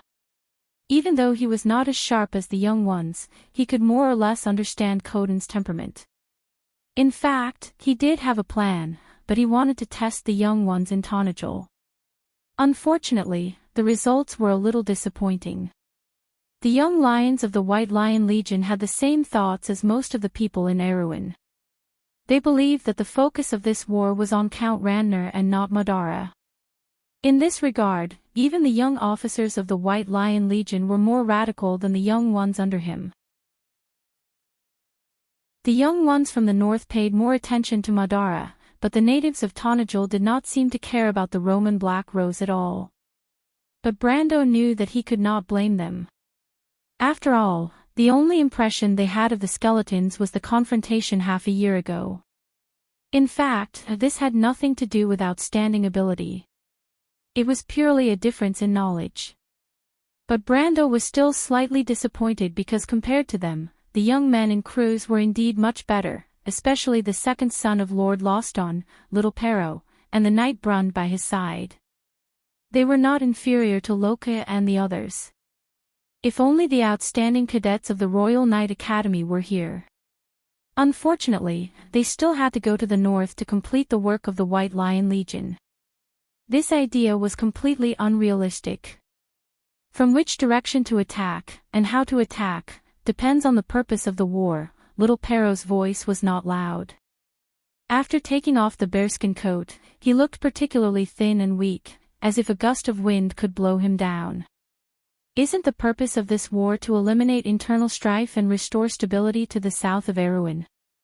Someone interrupted him very rudely. So what you're saying is not supporting that we should first attack Randner from behind, attack Majedon first, and cut off the old man's escape route. Little Pero did not seem to mind the rude interruption and calmly replied, for us, attacking Majedon is indeed cutting off Randner's escape route. But for the Count, I'm afraid that's not necessarily the case. After being ambushed, Randner will either fail and retreat, or win and unite with the Blood Staff. In the end, Majedon will be insignificant to his purpose. What they want to open up is the road to Viro, and even if they fail, they will only return to Madara. I want Count to be unlikely to return to Majedon after his failure and fall into his own trap, so the talk of cutting off his escape route is pure nonsense. Little Pero finished speaking, glanced at everyone, and said no more. How do you know that Randner will attack Viro? Brando could not help but shake his head when he heard this question. These young men under his command still did not pay attention to Madara. In fact, it was not Randner who was going to attack Viro, but Madara's skeleton. That was the inevitable choice of the Blood Staff. After listening for a while, he could not help but feel a little bored. The young officers of the White Lion Legion still did not realize who their real enemy was, but he was too lazy to go over the details with them. Reality would tell them everything, and after this battle, they would understand who their real opponent was. Little Pero had almost guessed his thoughts. Tonajol's army would pass through Chablis, bypass the Silman area, and directly cut off the Blood Staff's escape route. The Blood Staff knew that there was a rebel army there that hated the nobles of Erewhon. It would certainly not enter the barren hills to cause trouble for the mountain people, but it would not have thought that the king of Silman was actually Brando's old acquaintance. The outcome of this battle was actually destined from the beginning, but how to rewrite the details still needed to be carefully considered. What he was concerned about was the strength of Madara's army in this era. There was good news in the magic letter sent back from Carglass. They rescued a member of the garrison who participated in the battle that night. It was said that Madara's army already had skeleton cavalry and fearsome spirits, which meant that the terrifying dark mercenaries in the Sea of the Dead Moon had already joined the battle. The number of skeleton archers also proved that he was worried about the number of liches. However, there were still some things that were not shown. The garrison could not tell the ratio of skeleton soldiers and skeleton warriors in the entire Madara's army. In fact, this was what Brando was most concerned about. In Madara's skeleton army, the skeletons and zombies summoned by the liches were completely different from the skeleton warriors who had been tempered by magic and could use equipment skillfully. In history, after Tamar joined, Madara invented a psychic circle that could directly summon skeleton warriors from corpses, and during the early stages of the Second War of the Black Rose, they also improved the system to advance skeleton swordsmen. Brando wanted to know how much he had changed history. If history didn't change as expected, then Viro's army would be in trouble. This was because the Dark Nobles of the Sea of the Dead Moon had joined the battle earlier than in history. But what about Valhalla? Brando thought of his own strength and felt a little relieved. When he went to Ampere Seal to solve the crisis of Erewhon, other than the hundreds of hot-blooded White Lion guards, there were only a few high-end combat forces left. Tanagel's army could be said to be almost non-existent. However, things were different now. While he was in Ampere Seal fighting the demons and Cruz's army, Valhalla's army finally showed its strength under Monique's arrangements. First was the Wind Archers. When he went to Ampere Seal, the Wind Archers only had about 100 tree elves who could really fight, and there were about 300 new recruits. But now, the Wind Archers had become an army. They had the strength of 2 brigades of 600 people. One had to know that after the completion of the Wind Archers' camp, the Wind Archers had been completely reborn. They used longbows in long-range combat, and in terms of troop level, they were even stronger than the White Lion Guards led by Freya. Tanagel's new White Lion Guards could barely be considered a Tier 3 troop, and according to Medish's estimation, the Wind Archers were at least Tier 4 long-range troops. What was more frightening was that when they used a pair of scimitars in close combat, their combat strength surpassed that of an iron-ranked army. This army was now placed in front of Erewhon's battlefield, a true elite army. On the other hand, the White Lion Guards had also been greatly strengthened. However, it was not in terms of quality, but in terms of quantity. Although Brando could not take over the old White Lion Guards in name, Her Royal Highness still drew out a large number of people from the old White Lion Guards, the Royal Knight Academy, and even the local guards to fill up this guard that was nominally under her own command. In just half a year, the White Lion Guards had been filled up from the original empty shell to the current size of nearly 1,500 people. This was under Brando's restrictions, because Brando was very clear that in the future Holy War, the cannon fodder army was not worth mentioning at all. What he wanted to build was an elite army like the White Lion Guards led by the ancient sage Eric, and not the old White Lion Guards in the north of Erewhon. Not to mention, he now had the Cruz's Folded Sword Knight Regiment. Although Brando's original intention was to let these young Cruz heroes form a real army for him, that was a long-term plan. At least for now, he only intended to let these Cruz people fight independently. In fact, even so, this was a golden army with hundreds of people. It was no surprise to say that this knight regiment could be said to be a waste of talent in Erewhon. The entire kingdom of Erewhon now had to gather the strength of the entire country to put together an army that could compete with them. With these 3 armies, Tanagel had the strength to go on an expedition for the first time. And Brando was very clear that the next generation of Valhalla's army plan had already been launched at this time. Even without waiting for this war, Monica could give him an answer sheet. Thinking of this, Brando suddenly felt something and raised his head, just in time to see the little light spirit fly in shakily. She did not care about the other people in the hall at all and flew to his side. Hurriedly and with some surprise, she said, "My lord, it's a success." Chapter 858. What Monique was referring to was the completion of the Valyrian warrior hall. Before Brando left Valhalla for Ampere Seal, he had instructed Monica to build all the buildings that could be built in Valhalla. Although the main focus was to train the wind archers and complete the second stage of Valhalla, Monica still took the time to complete the construction of the Valyrian warrior hall while he was away in the deadly frost forest. Perhaps it wasn't complete, because the hall had just been completed. It was just that the light elf girl came to report to him a few days ago. In fact, the reason why Brando chose the wind archers as the focus of the initial construction of Valhalla was because he had ready-made tree elf archers as a source of troops.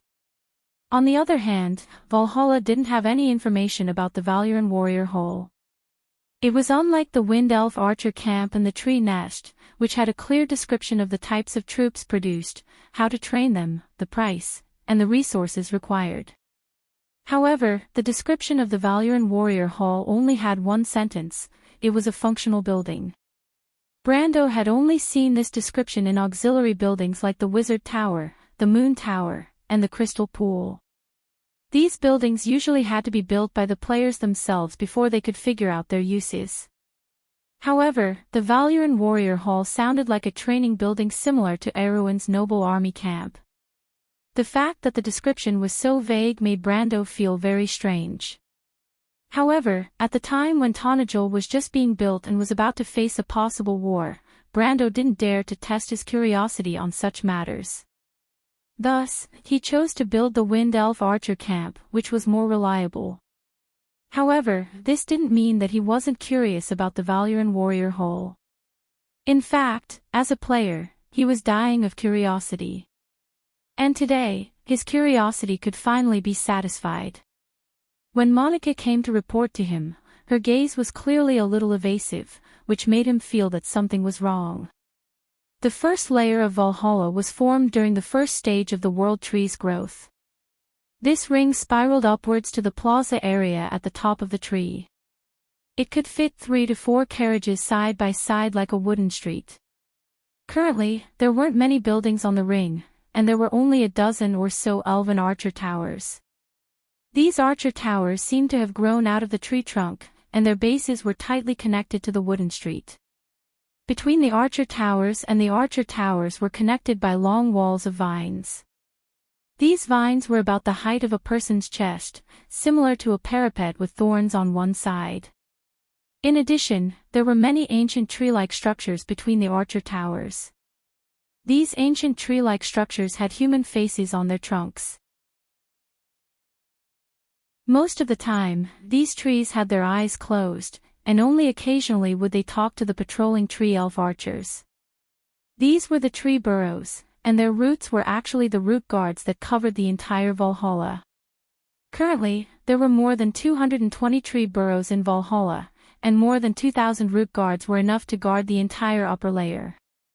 The Valyrian warrior hall was located in the middle of these tree burrows, and it looked like an extension of the ring. 2 thick tree branches supported the platform, and the entire building looked extremely majestic. The Grand Hall looked a little like the Vikings' longhouse that Brando saw in his previous life, but it was much more majestic. The interior of the building was spacious and bright, and 12 giant pillars supported the hall's tall dome. In the center of the hall, there were 3 to 4 meter tall giant warriors sparring with each other.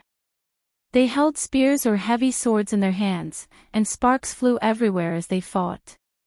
Even Brando's arrival didn't attract the attention of these brave warriors. Those were the Cloud Giants. Brando looked at these giants happily, and he was both surprised and curious. Once, the noblest bloodline of the giants came from Milos. But the Frost Giants had long become history, and their descendants, the Cloud Giants and Fire Giants, were displaced like the other Silver Folk after the War of the Holy Saints. In the end, only the descendants of the Black Iron Giants lived north of today's Hammer Mountains, and they were the Hill Giants of the Temple of the Earth.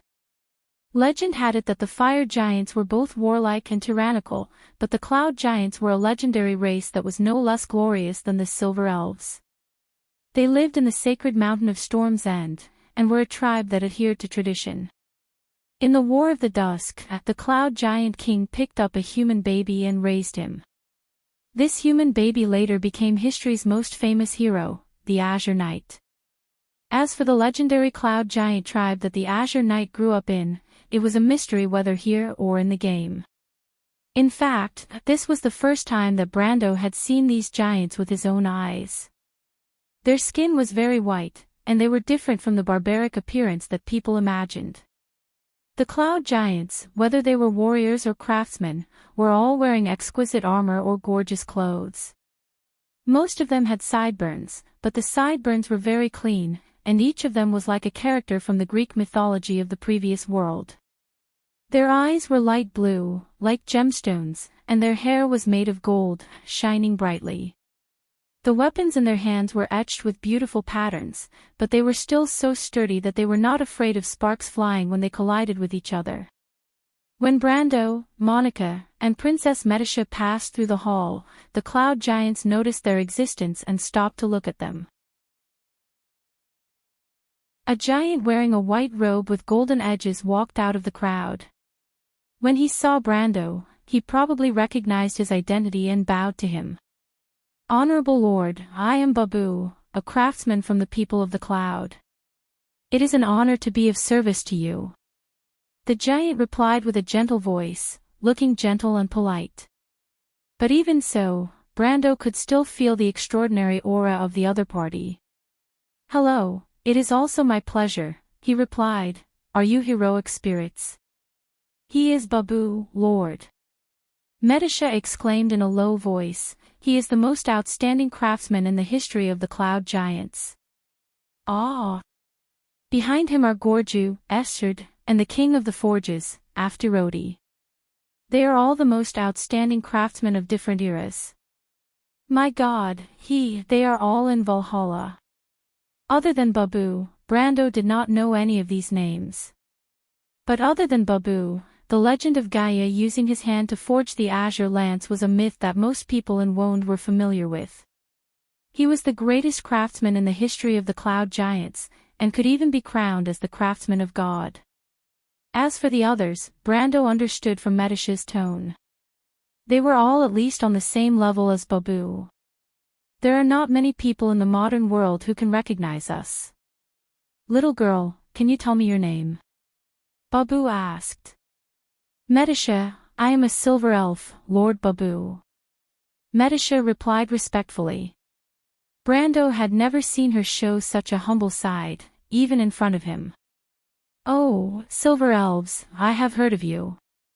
The giant craftsman showed a look of realization. "I heard that the Myrnas found a tribe in the Holy Silver Valley. That should be your people. At that time, you began to learn to use the law and break through ignorance. Presumably, many years later, you should have established a glorious civilization by now." The rise and fall of history, one civilization after another rose in the long river, each shining brightly in an era. "Seeing you, I am reminded of the past." Medisha blushed a little and replied embarrassedly, "Lord Babu, the era that belongs to us has passed. Now, it is the era of the Lord's civilization." Babu was stunned, and then sighed, "So it has been so long. It seems that Elaine's river has flowed for a long time." Brando listened to the conversation between Babu and Medisha, and he was shocked. According to Medisha's description, Babu and the others suddenly appeared at the moment the hall was completed. What kind of existence were they? Naturally, he was well aware of this. Craftsmen, whether it was blacksmiths, tailors, bootmakers or candlemakers, they were all classified as a separate profession in the game. Just like scholars and alchemists, they were all part of the Amber Sword's huge life profession system. As craftsmen, they naturally had to learn professional skills. Different professions in the game not only limited the upper level of professional skills, but also provided bonuses for different professional skills. For example, blacksmiths would provide a considerable EXP bonus for forging, smelting, and preparation skills. But even so, in order to train a professional skill to the level of a grandmaster, they would at least need to level up the corresponding life profession to more than level 150. Although the level of life professions was more relaxed than combat professions, it was still a long process, at least 10 years of game time. And only by meeting this requirement could a craftsman be called a grandmaster of the profession. And what level was a divine craftsman? Once a skills level exceeded level 20, every level after that would be an opportunity that could only be encountered by chance. When a skill reached level 25, it could be said to be a godly skill that was close to the Tao. A divine blacksmith would have to reach the level of a godly skill in all of his professional skills that had bonuses. As far as Brando knew, until the last era of the game, there were 3 divine craftsmen among the players, belonging to the 3 most powerful player organizations of the time. And one of the NPCs was the master craftsman of Madara, Beaumiand. Brando remembered that Beaumiand and Tamar had a master-disciple relationship in alchemy. He didn't know if Madara had discovered him in this era. But throughout the history of the Amber Sword, there was only one person who had been crowned as a divine craftsman, Babu. And now, this legendary figure was right in front of him, and he was accompanied by 7 or 8 other divine craftsmen, who might be serving Valhalla soon. Brando now felt like he had been hit by a flying biscuit. Although he vaguely sensed something from Monica's panicked tone, he didn't expect the surprise to come so suddenly. After all, Monica said, "My lord, you better come and see. Something big has happened. There are a lot of strange people in the LoveLore Warrior Hall that has just been repaired. They seem to be heroic spirits from somewhere." Brando thought that Valhalla had sent him a few instructors, similar to Monica, but he didn't expect it to be Babu. This was Babu. It took him a while to react, and he interrupted, "Lord Babu, are you the owner of this LoveLore Warrior Hall?" Babu stopped his conversation with Medisa. It was obvious that he was very happy to meet an acquaintance. He turned around and nodded. "I am indeed the owner of this hall." Valulan means brave and fearless in the language of the Titans. This hall is the resting place of the bravest warriors in our mythology. The craftsmen would tailor the best weapons and armor for them. After enjoying a sumptuous banquet, they would pick up these weapons and go to war to kill the enemy. Wait a minute. Brando seemed to have understood something. He finally understood why the LoveLore Warrior Hall was called the Warrior Hall, but there was a description of the building's function. This name was ridiculous.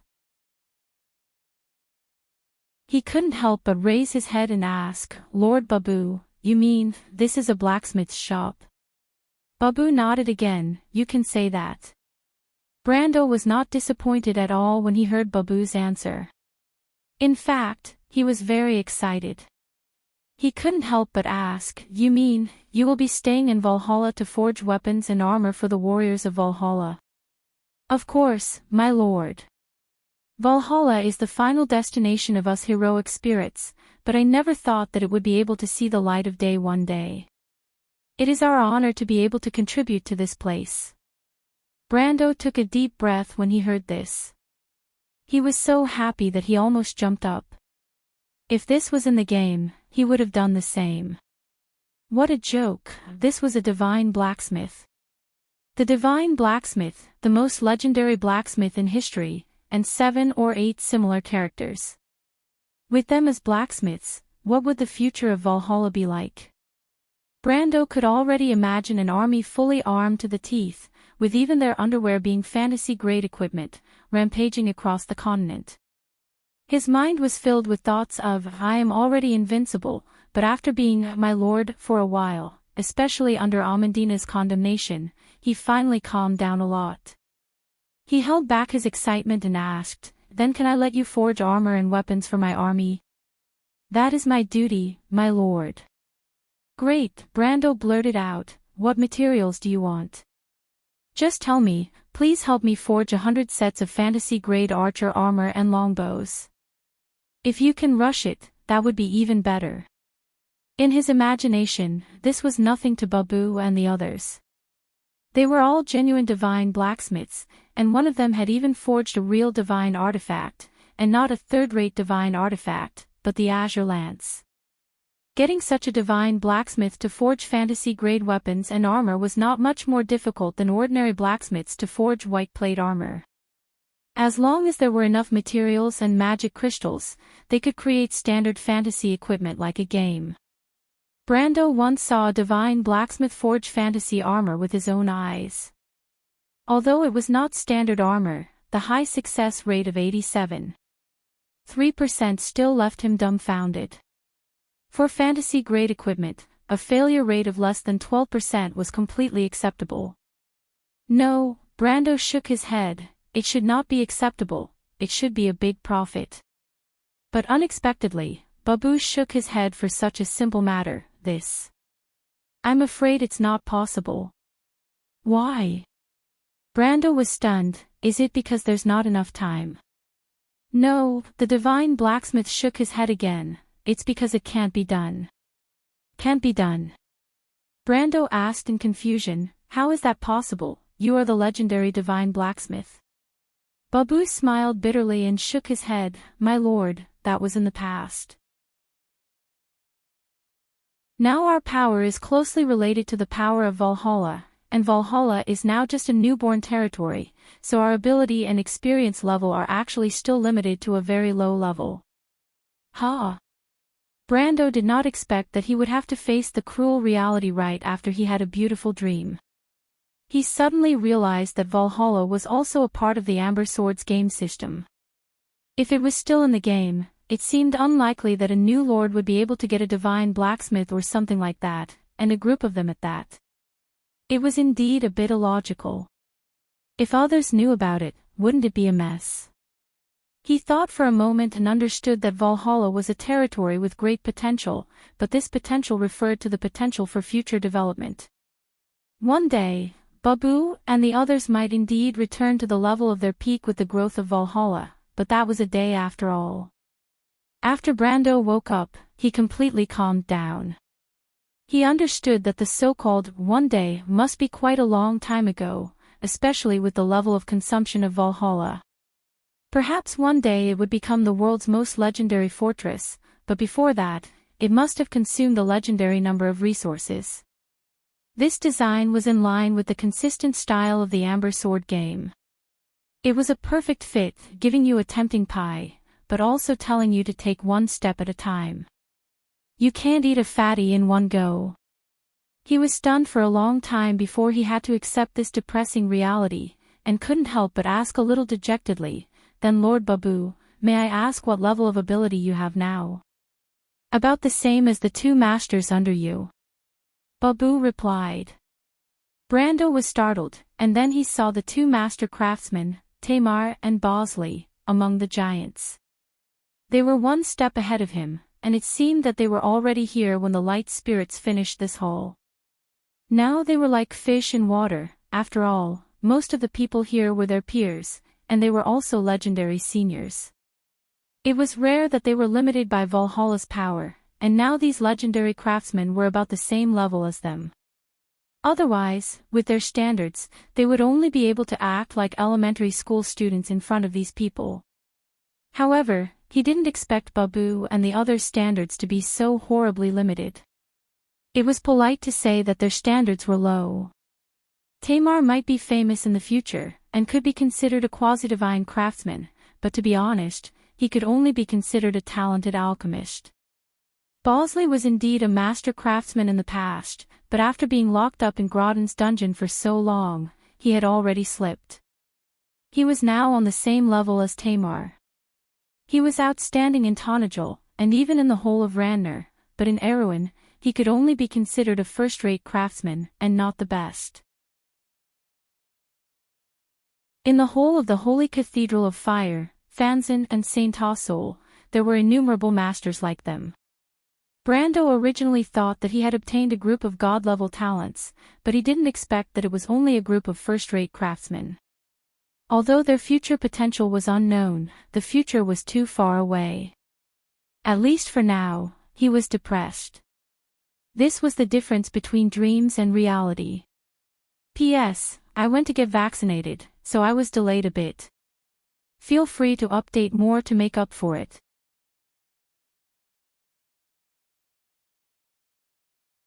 Chapter 859.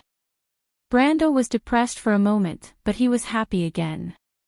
He suddenly thought of Bosley and Tamar. Even though they were not the best in Wound, they were still top-notch masters in Erewhon. In the past year, the territory had been armed with the Wind Archers and the White Lion Guards with just the support of the two of them. Now, Trendheim, a small place like this, was already one of the best in the kingdom. This was something that other lords would never have dared to imagine. In the past half a year, the refugees from the War of the Black Rose flooded into Tonajol. Brando began to have a large number of reserve soldiers. If he wanted to, he could raise an army that was not inferior to Count Randner's or Duke Viro's private army. However, Brando came from the future and had personally experienced the epic War of the Slate. He looked down on the so-called armies of the nobles in the north and south. In his eyes, an army below grade 3 could only be called a militia that was responsible for local law and order. It was impossible for them to be used in a war. It was precisely because of this that Trenthium's military had become the main problem to stop the expansion of the army. Only the White Lion Guards could wear the inferior magic armor, and even the lower-grade normal White Lion armor was still limited in production. Even if the Ferber territory worked hard to produce it, they could only produce 100 sets a month. The Wind Archers were even more serious. Because the Wind Archers had to be equipped with Wind Archer chainmail and longbows, the army's expansion was shockingly slow. Amandina and Coden felt that Brando's idea was too naive. It could even be said that he was squandering money. He was purely using money to build an army. However, Amandina thought deeper. She faintly thought that her lord might be concerned about the princess's opinion. After all, an elite army of 1,000 sounded much more reassuring than an army of thousands of nobles. Brando's reputation for squandering quickly spread among his own subordinates. Even Yoda and the other mercenary leaders privately wondered if their lord was too influenced by the Bugis. However, how could a mortal's wealth compare to a wizard's? What if the crystal mines in the Black Forest were to be mined dry? The discussion was so heated that even the copper dragon Reto came to persuade him. Brando could only smile bitterly. Fortunately, he did not dare to tell these people his true intentions. Otherwise, they would have been scared to death. In his plan, the core strength of Erewhon's future army was the White Lion infantry, which was also the foundation of Erewhon's army. It was equivalent to the largest second-tier local army in the Kingdom of Erewhon. As for the Tier 4, 5, and 6 troops, he had to find a way to cultivate them as well. As Erewhon's unique elite army, he now had the quasi-Tier 4 Wind Archers in his hands. If he could persuade the Centaurs to join his army, he could get the armor and halberd design of the Silver Crown Guards from Alaranta. With a little training, Erewhon would have a real Tier 4 army. The Tier 5 army would be the Elder Guards of the Druids or the Ancient Tree Guardians, but the Druids were too old-fashioned and might not join his chariot. The more reliable consideration was to get ideas from the Nagas. Although the Four-Armed Sirens and the Neptune Guards were weaker than most Tier 5 troops on land, they were still Tier 5 troops after all. The most important thing was that the Nagas had no core conflict of interest with the mainlanders, and the kingdom had a fleet that could be their staunchest ally at sea. The Nagas would not be stingy with renting their troops. Erewhon could hire these overseas troops in the name of employment. When he chose to ally with the Grey Fin Nagas, and after the Battle of Ampere Seal, he insisted that the Empire give him the frigate design in exchange. With the Tier 4 and 5 troops, Erewhon's strength should be comparable to the kingdom of the late King of the Empire. At that time, Her Royal Highness could rely on the central military power to suppress the whole country, unify the power of the kingdom, and realize the transformation of local feudalism to centralization. As for the Tier 6 troops, Brando had no clue at the moment. In the history of Erewhon, the only troop class above Tier 6 was the Silver Elf Temple Guards, and there were no more than 100 of them. His only hope now was that Valhalla would be strong enough. But once Erwin had a Tier 6 troop class, its strength would not be inferior to Madara. After all, Madara was not only facing Erwin as an enemy, it would not be able to resist the threat of the border with the entire country. Once Erwin had this kind of strength, it would be able to force Madara to expand to other countries, and this ancient kingdom would be restored to its heyday. But this plan was no doubt a fantasy to Amandine and the others. In their eyes, the kingdom of Erwin was just a relatively independent kingdom near Cruz. Its military power had never been weak, but it was not strong either. One had to know that in the Cruz Empire in the north, although the basic troop class of the four major armies under the direct control of the central government was the Tier 4 Imperial Guard, in reality, the Tier 3 Imperial Noble Cavalry and the Tier 2 Imperial Pikemen were still the main force of the Empire's military forces. Moreover, these local forces faced the same problem as the kingdom, and that was that the long period of peace had led to a low level of training and a breakdown of discipline.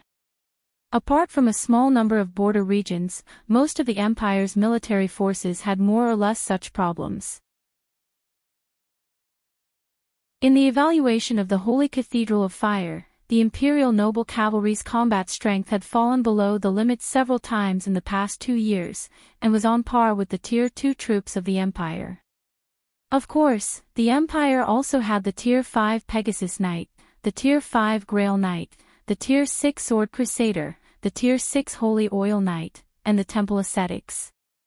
There were even the Royal Griffins, the Royal Astrologer, the Temple Priests, and the Flame Family Knight who had a reputation of being a Tier 10 and above. However, these troops were usually a deterrent force, and their numbers were usually not large. Moreover, in large empires like Fanzan and St. All, the high-tier troops were the privilege of the empire, and it was a game between the big countries. If a small country like Erwin had a troop class above Tier 6, it would basically change the current order of the continent. The reason why Erwin was so famous, and why even the Buga people paid attention to this small kingdom, was precisely because they once had the White Lion Infantry and the Temple Guards. But that was just a flash in the pan. Almost 10 centuries had passed, and Won's history had never seen anything like it again. Therefore, whether it was Amandine, Coden, or the mercenaries under Brando, they did not even think about it. They only felt that their lord was a little too idealistic. Elite troops were good, but this was too much. Brando was too lazy to explain it to them. His goal was never the present, and the goal of cleaning the country was not even worth mentioning. The nobles in the north were a great threat, but as Valhalla grew stronger, they were nothing more than chickens and dogs. Whether or not Erwin could build such an army was related to whether or not the kingdom could walk out of its destiny in the future. This was the most important thing. Brando had never forgotten that although Erwin's nobles were the cause of the kingdom's downfall, the real cause of its demise was the dangerous enemy that was rising in the east. He held great power in his hands, and he carried out his plans to expand his army at a leisurely pace. But under the surface, he was anxious, and time did not stop for anyone. In fact, there were signs that the development of history did not stop for him, but instead accelerated because of his arrival. Erwin's neighboring countries had begun to stir, but the development of his territories was still slow. Amandine and the others saw this, and secretly reminded him to relax his requirements and expand his army as soon as possible. But how could he not understand? But the problem was, what was the point of recruiting more cannon fodder? They simply did not understand what kind of opponent Erwin was facing now. The whole kingdom was still looking at the coming era of war and chaos with an old-fashioned view. In fact, Madara, Cruz, and even the Wind Elves and Fanzan were rapidly completing their military reforms in this era of upheaval before the arrival of the Great Demonic Tide. The Roman Athos in the Dark was the first, followed by the Fanzan, followed by the direct enemy of Madara, Saint Osol. Cruz finally completed their reforms under the leadership of Emperor Lenorite, and thus suffered the greatest loss in the war. But he was an empire, and the strong support of the empire and the Holy Cathedral of Fire allowed him to fail for a while, but Erwin did not have such a strong strategic depth. Erwin could only learn from Madara. He had to be one step ahead of others in everything, or else he would only end up in death. This war was a precursor, and the real beginning of the Wind and Rain originated from the Second War of the Black Roses 3 years later. But that was something that happened in history, and Brando could not guarantee that the Second War of the Black Roses would not start early in this era. But in this war with the Blood Staff, he had to do his best to find out how big the gap between the kingdom and Madara of this era was. Of course, it would be best to give Madara a warning so that they would feel that the kingdom was not so weak and easy to bully. Then, those skeletons might think more before choosing to start the Second War of the Black Roses. Every minute was a hope of redemption for Erwin. Therefore, he had to be cautious and try his best to increase his strength before the war. Now that a group of master craftsmen like Babu had joined him, it was undoubtedly a boost to his confidence, and he was overjoyed at this unexpected turn of events. Tonajul suddenly had more than 10 master craftsmen of the same level as Bosley and Tamar. What did that mean? It meant that the production of magic equipment would increase exponentially, and this meant that the first step of his plan could finally be on the right track. The White Lion Guards would become the foundation of the central army of the kingdom. Brando thought for a while before he came back to his senses. He seemed to have woken up from a long period of thought, and asked, "Lord Babu, can the Valyrian warrior hall be put into operation now?" "As long as there are materials, it can be done at any time," Babu replied. Brando immediately took out a set of White Lion armor from the dimensional space. He pointed at it and asked, "Lord Babu, how long will it take for you to produce 100 sets of armor like this?" Brando took out an unenchanted White Lion armor. Babu glanced at it and shook his head in disdain. "We won't produce armor like this. I think this kind of paper armor has no value at all." Brando couldn't help but curse in his heart. Even though the armor was a little shabby, it was still Bosley's latest double-hinged armor. It had 5 points of defense, and it was already one of the best among white plate armors. He didn't expect it to be as weak as paper in Babu's eyes. What a joke. Why don't you take out some paper armor for me to see? He cursed in his heart, but didn't show it on his face. He took out a set of enchanted armor for sergeants and asked, "What about this one?" "It's barely passable," Babu replied. "I remember that I once made a set of toys for my son. It's about the same as this one." Brando almost vomited blood. He finally understood. Even though these giant craftsmen's experience and skills were limited, they were still very knowledgeable. They were using the standards of their era to evaluate these armors. If that was the case, then according to the standards of the era when the Cloud Giants still existed, the white plate White Lion armor was indeed just paper. Perhaps these giant craftsmen were surprised. They had never seen an armor that wasn't enchanted before. This was simply too much of a scam. Brendel suddenly felt a sense of defeat as if he was being looked down upon by a tycoon. He could not help but say weakly, "Lord Babu, how many of these armors can you make? I urgently need these armors to equip my army." "My lord, please refer to me as a craftsman," Babu replied. Even though he was an arrogant person, he wasn't an idiot who didn't know the ways of the world. When he saw Brando's expression, he could roughly guess what mistake he had made. He hurriedly replied, "My lord, please rest assured. The crafting of these armors is very simple for us.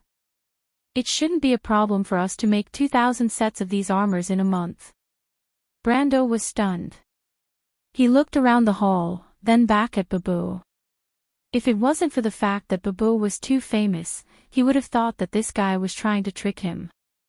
There were only 10 craftsmen in this hall. Even if they were divine craftsmen, how could they make 2,000 sets of magic armors in a month, even if they were of the lowest quality? Even if Bosley and Tamar were to do the work themselves, it would take them at least half a month to complete one set of armor. After all, the production of magic armors in AB's territory wasn't only supported by the two of them. There were also a large number of craftsmen from the refugees in AB's castle. 2,000 sets of armor. There's only 10 of you, he asked dryly. Oh, that's not it, Babush shook his head. My lord, you've misunderstood. There are many other heroic craftsmen in this hall. We can use our heroic spirits to work in this hall. Even though the scale of this hall is still rather shabby, it shouldn't be a problem to make 2,000 sets of armor in a month. After Babu's explanation, Brando finally understood. It turned out that this hall was similar to Monica's vortex of light. It could also use heroic spirits to work. However, unlike the vortex of light, the warrior hall could only have more craftsmen when it expanded. Babu and the others were the leaders of these craftsmen. He became excited. 2,000 sets of White Lion armor a month, and they were all enchanted. This meant that the White Lion Legion could finally expand on a large scale. Even though the new recruits might not be as reliable as the old soldiers, as long as they wore these enchanted armors, they would at least have the strength of a rank 2 soldier. Otherwise, how could Cruz's rank 3 cavalry still have the strength of a rank 2 soldier? Wasn't it all because of equipment? The Empire's local troops and the nobles' private armies could afford to equip themselves with magic equipment. Now, Erwin's basic troops could finally be equipped with magic equipment. Even though it would require a large sum of money, it wasn't a problem for Brando for the time being. After all, there were some things that money couldn't buy. As long as he increased the production of wind archers by half, he would be able to form an army of rank 4 wind archers. If he rushed it a little, it wouldn't be impossible to double the number of wind archers before the end of the war. 1,200 rank 4 wind archers. This was the year of swords. Brando almost drooled, but to avoid ruining his image, he quickly wiped the corners of his mouth, causing Metasha to burst into laughter. But at this moment, a discordant voice sounded in the hall. My lord, forgive me for being blunt. You are wasting the value of this sacred hall by creating these useless things. It is meaningless. The person who spoke had a rough and high-pitched voice, causing Brendel to look back. It was the divine craftsman named Gorzu that Medisa had mentioned earlier. He had never heard of this person before, but from the other party's disdainful tone, he understood that this guy's reputation among the cloud giants was probably no less than Babu's. He quickly asked, "What can I do for you?" Brando was a little depressed. He knew that these divine blacksmiths were using a sledgehammer to crack a nut, but what could he do about it? On one hand, he didn't have any high-grade blueprints or materials. On the other hand, according to Babu, their experience level was limited by Valhalla. In fact, they were about the same as Bosley and Tamar. According to Brando, the best thing they could do to help Tonajul was to expand the size of the 2 elite troops as soon as possible. As for other things, perhaps they could spend half a year or a few months to create an ancient or even fantasy-grade equipment. But what was the point of that? What he wanted was not someone's battle prowess. Gorzus shook his head and said, "My lord, it seems that you still don't understand our true value to you." He paused for a moment and then pointed at Bosley and Tamar. "We haven't returned to this land for a long time.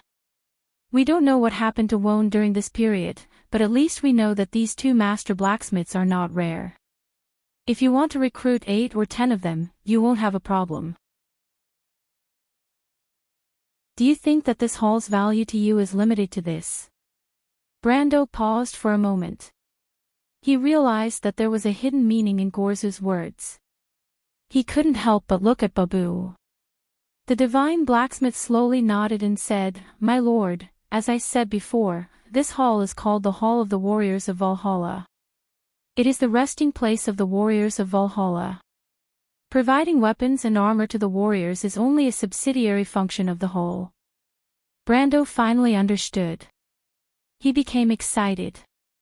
"You mean to say that the smithy is only one of the functions of this building? It's also a lair?" A lair needs the support of a mana pool, my lord. Babu shook his head. What does that mean? Brando was confused. Then, my lord, have you heard of the name Valkyrie? Babu asked word by word.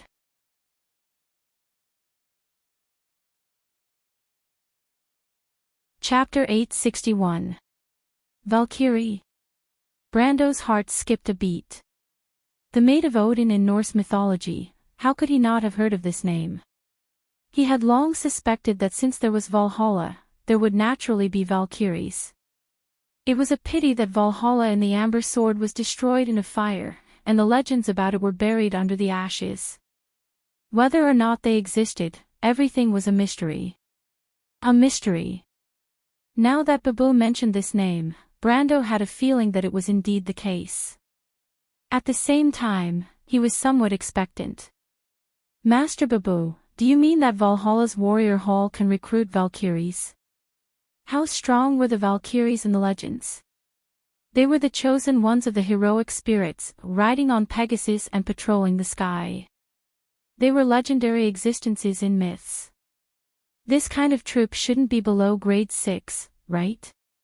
But Brando immediately shook his head and rejected his own idea. Valhalla was still a low-level territory. Even if it was the most legendary kind, it was still too ridiculous to be able to recruit a grade 6 troop.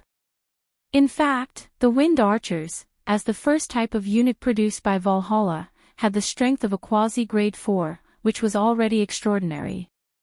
If it exceeded grade 6, it would seriously break the balance in the Amber Sword.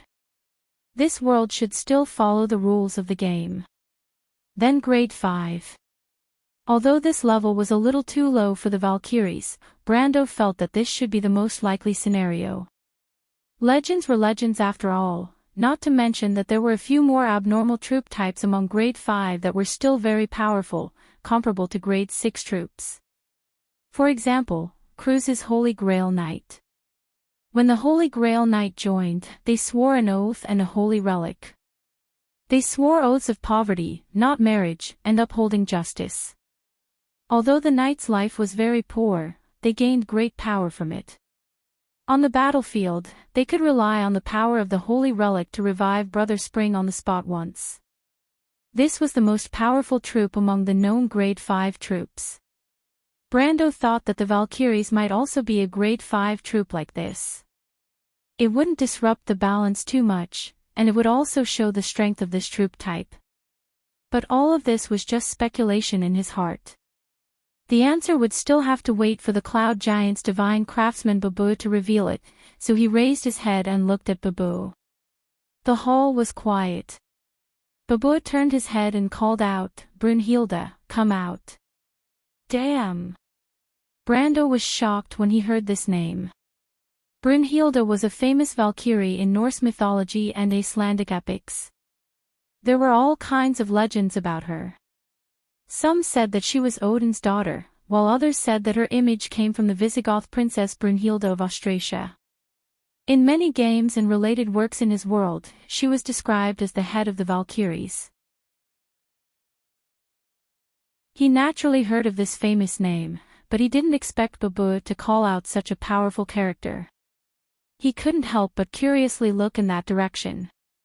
At this moment, the sound of a horse's neigh came from outside the hall. A Pegasus flapped its wings and flew in through the arched window of the hall, landing on the edge of the platform. The Pegasus paced restlessly. Its back was covered in platinum armor. Its wings, mane, and hooves were burning with white flames, as if it had just flown out of flames.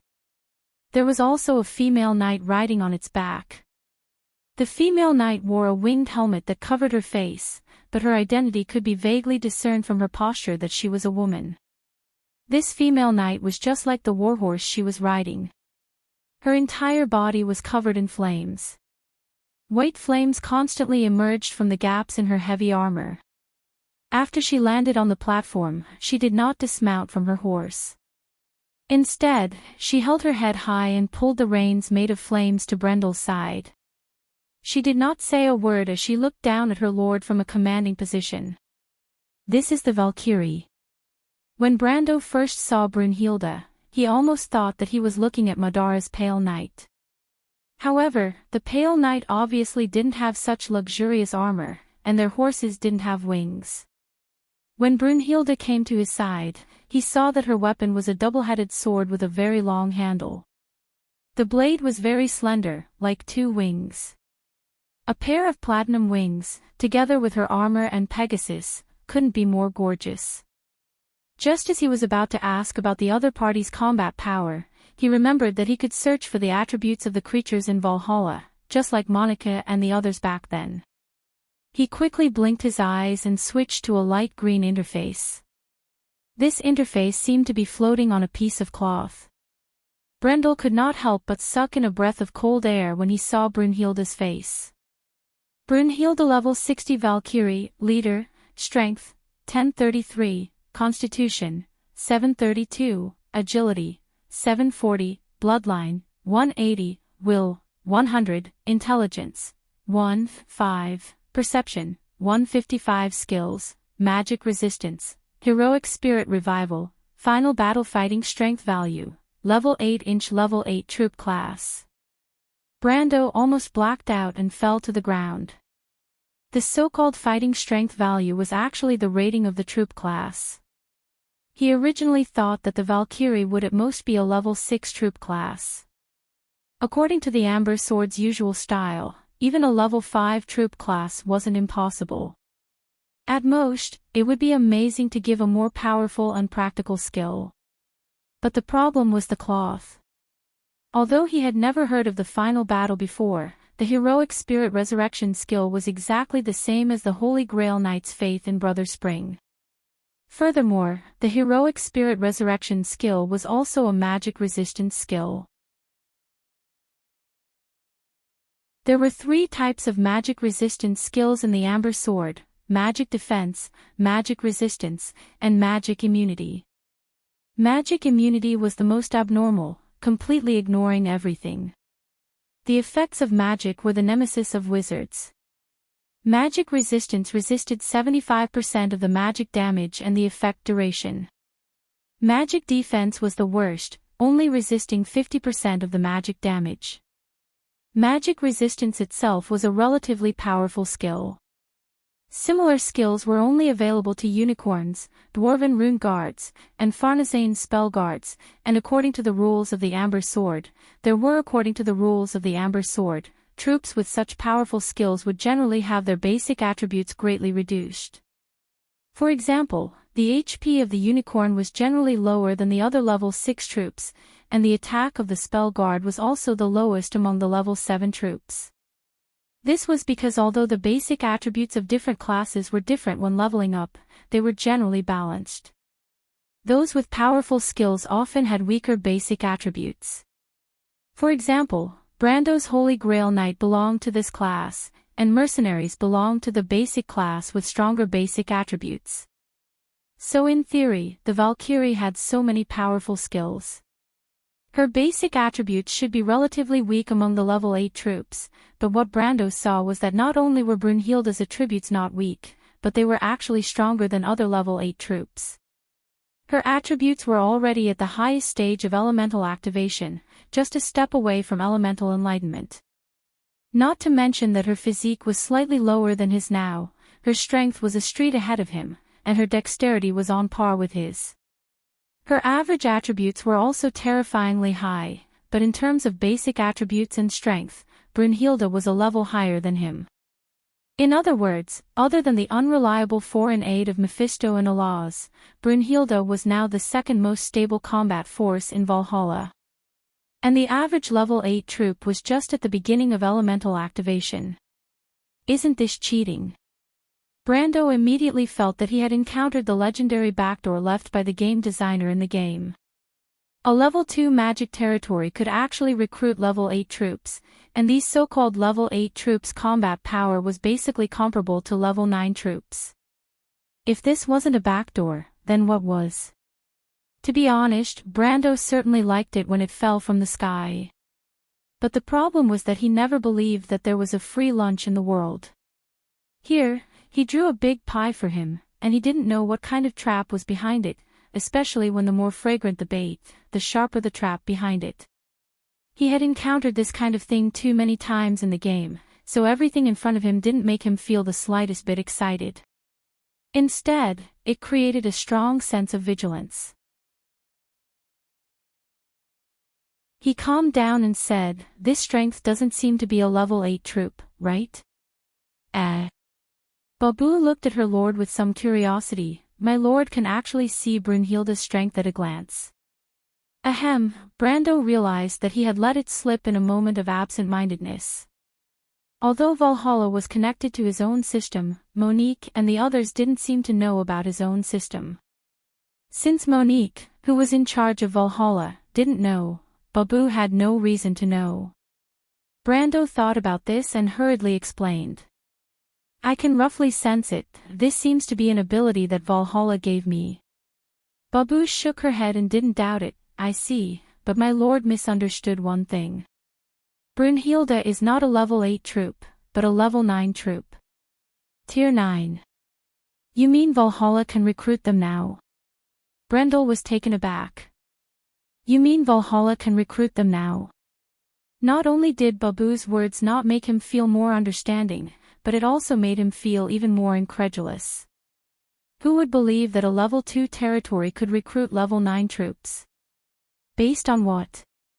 When Valhalla was burned down by an inexplicable fire, wouldn't it be? Was there some kind of conspiracy behind it? The more he thought about it, the more he felt that it was possible. There was a principle in the Amber Sword, and that was that the reward was generally proportional to the difficulty of the mission. Of course, there was some element of luck, but luck was generally related to adventure. You might find some unexpected wealth, but it was definitely not in the process of a regular mission. Valhalla was through the loop of trade winds. It was obtained through this quest line, and the story of this quest was epic, and the reward of Valhalla was also more than the price of the ticket price. But Brando felt that everything before this was natural, except for today's. It had even broken the balance of the game. He didn't expect Babu to still shake her head. "No, my lord, Valhalla can't recruit level 9 troops now. Even if this is a legendary territory, your request is still too much for it to bear." "Then what do you mean? Brunhilde is a level 9 troop, didn't you say it yourself?" Brando was stunned. "What I mean is, Brunhilde is a level 9 troop, but the other Valkyries are still level 8 troops, because Brunhilde is the queen of the Valkyries, the leader of all the Valkyries, her strength is above the others. In fact, there are 4 other leaders of the Valkyries, and they also have the strength of a level 9 troop, but the other Valkyries are only level 8 troops." "You've grown stronger," Babu replied. "So that's how it is. But it's still a little ridiculous for a Tier 2 territory to summon a Tier 8 army." "But isn't it a little ridiculous for a Tier 2 territory to summon a Tier 9 army?" "But isn't it a little ridiculous to summon a Tier 8 army as well?" Babu nodded as if it was a matter of course, of course. Then Brando frowned, thinking, "You're not saying that, and you're not saying that, aren't you contradicting yourself?" Babu glanced at him, as if realizing that his lord seemed to have misunderstood something, and hurriedly explained, "My lord, I'm afraid you've misunderstood. I'm not saying that Brunhilde and her people can be recruited in the Hall of Warriors of Valhalla. Of course, the Hall of Warriors of Valhalla is indeed closely related to these brave warriors. To be precise, this hall is the Hall of Dawn. It's a subsidiary building of the temple. The Temple of Dawn. All of the Valkyries live in the Dawn Temple. That is their palace. The Dawn Temple itself doesn't exist in the modern world, but there is an exit that is connected to the uppermost hall of Valhalla. Legend has it that the Dawn Temple extends to the modern world with a silver staircase. This staircase was forged by the hammers in the hands of the people of the clouds. It is the staircase that connects the Valkyries to the modern world. It's a passage." Babu replied. Brendel finally understood what was going on. In other words, the Temple of Dawn was actually equivalent to a lair, and this lair could recruit the Valkyrie's valiant spirit, a powerful level 8 troop. The craftsmen in the Hall of Warriors of Valhalla could forge the entrance of this lair, and this job was no different from the other lair, barracks, and functional buildings that Monique and the others cultivated in Valhalla. The craftsmen of the Cloud Dwellers could do it, which meant that they had to rely on these divine craftsmen in front of them. This was the true greatest value that Gorzu had mentioned. This was indeed quite a great value. A level 8 troop, even in the Amber Sword, was something that could only be encountered by chance, not to mention a powerful level 8 creature like the Valkyrie. Once Valhalla had them, it could be said that it would be the strongest fortress in this era. If it could survive for a long time and not be destroyed by natural and man-made disasters like in the game, it would not be impossible for this kingdom to become an empire one day. However, Brando was very calm at this moment. There was no free lunch in this world, and it was best not to daydream about summoning a level 8 creature in a level 2 territory. Babu and the others had given him so many conditions, and it was obvious that they had restricted the premise of the appearance of the Temple of Dawn. Needless to say, it wouldn't take much resources or time to complete in Valhalla. Before he was familiar with it, he probably wouldn't consider meeting these legendary warriors. After thinking about this, he raised his head and asked, "Then, Master Babu, what are the conditions to forge the silver stairs to the Temple of Dawn?" Sure enough, Babu's first sentence was, "It is a long process. Forging the stairs to heaven requires the lifetime efforts of countless craftsmen. Even if we start now and work day and night, it will take at least 1,000 to 2,000 years to restore the former glory of the Temple of Dawn." Damn, aren't you tricking me? Game designers, you didn't want this thing to come out at all, did you? Although Brando was mentally prepared, he couldn't help but curse in his heart when he heard this sentence. He suddenly felt like he was wasting time here. However, he thought of another problem. When Monica said that it would take time to cultivate Valhalla, she also said the same thing. In terms of hundreds of years, but with enough light spirits and resources, this time was quickly shortened to half a year. Thinking of this, Brando couldn't help but feel a glimmer of hope in his heart. Valhalla's warrior hall would obviously grow with the growth of Valhalla, and with the increase in craftsmen of the Cloud Dwellers, maybe this time could be dozens of times shorter. What about shortening it? Of course, he didn't expect to see the Valkyrie in half a year. For a rank 8 soldier like this, if he could see it within 10 years, then it would be very significant for Erwin. Thinking of this, he couldn't help but ask, if Valhalla slowly grows, how much time can be shortened? That's hard to say. We are also ignorant of the future, Babu replied, but my lord, if you are anxious to see these brave warriors, we actually have another way. Brando was slightly stunned and asked curiously, what way? As you can see, not all the Valkyries stayed in the Temple of Dawn. In fact, after the Battle of Valhalla, many Valkyries and their souls stayed in the modern world together, like Brunhilde and her subordinates. However, most of these Valkyries were heavily injured in that battle and fell into eternal slumber. Their souls were entrusted to their broken armor and weapons. In them. As long as we can repair these armor and weapons, and my lord can find their warhorses, we can reawaken these slumbering Valkyries. Babu replied. Brando took a deep breath. What materials do I need to repair their armor and weapons? How long will it take? Where should I find their warhorses? He couldn't help but feel a little excited when he said this. If it was before, it felt like a pie had fallen from the sky, but now, it was a true quest-type equivalent exchange. Brando knew very well that to awaken these Valkyries would probably cost him a lot. He had to pay a huge price, but it was definitely worth it. Because every time he awakened a Valkyrie, Valhalla would have a top combat power that was at least at elemental awakening or even close to elemental activation. Babu paused for a moment, then said, my lord needs to prepare the gold of the river, the sharp teeth that cut off the future, the blood of the Hydra lizard, and the singing silver. As for the Valkyrie's Pegasus, Monica spoke on behalf of him, we must build a nest for the wind steed. Holy shit.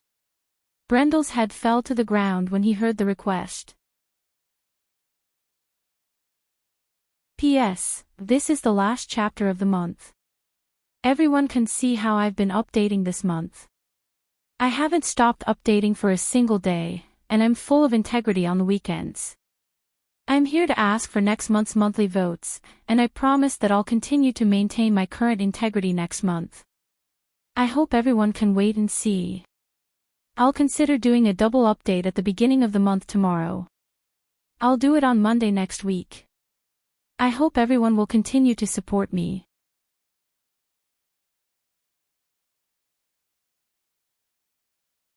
Chapter 863. The gold in the river wasn't referring to the gold that was buried under the sand at the bottom of the river. Instead, it was referring to the gold that was rich in magic that flowed quietly beside Elaine. This was one of the most precious treasures in the world.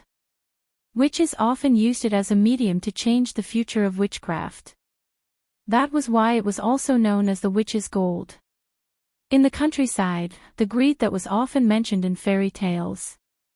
The gold that the witches worked tirelessly to collect was actually referring to the same thing. This was an extremely rare magic mineral. Just a tiny bit the size of a fingernail was worth as much as a castle. In the game, the witch's gold had another important use, which was to break the strings of fate. Simply put, this kind of gold was necessary to go from the highest stage of the elemental activation realm, the sage realm, to the realm of perfect body. It was necessary to use it as a medium to cast extraordinary spells. Before the War of the Slate Slabs, Brendel had never even heard of this legendary mineral. It was only occasionally mentioned in some books. The first time the players of Wone discovered the witch's gold was after the end of the Holy War. In the Year of Sparks, the first slate was found in the White Mountain at the border of St. Tassol. Since then, the players began to enter the Black Forest on a large scale. This was the first time the witch's gold appeared in the player's vision. But this kind of gold was extremely rare even in the Black Forest. To put it simply, the probability of it appearing was slightly lower than the Spring of Youth. And every time a Valkyrie was resurrected, it would require a pound of the gold of the river, a full pound. Brando even had the thought of killing Babu. It would be better to just tell him that the Valkyrie could not be resurrected. In comparison, the other materials were much simpler. Cutting the future teeth was referring to Fenrir's teeth. Of course, its children were also counted. Fenrir's children were considered twilight monsters, which meant that they would only appear in the Calamity of Wolves, and it had to be a large-scale one, such as the one in the Loop of Trade Winds. And often, the appearance of Fenrir's children in the Calamity of Wolves meant the complete destruction of an area, accompanied by disaster and slaughter.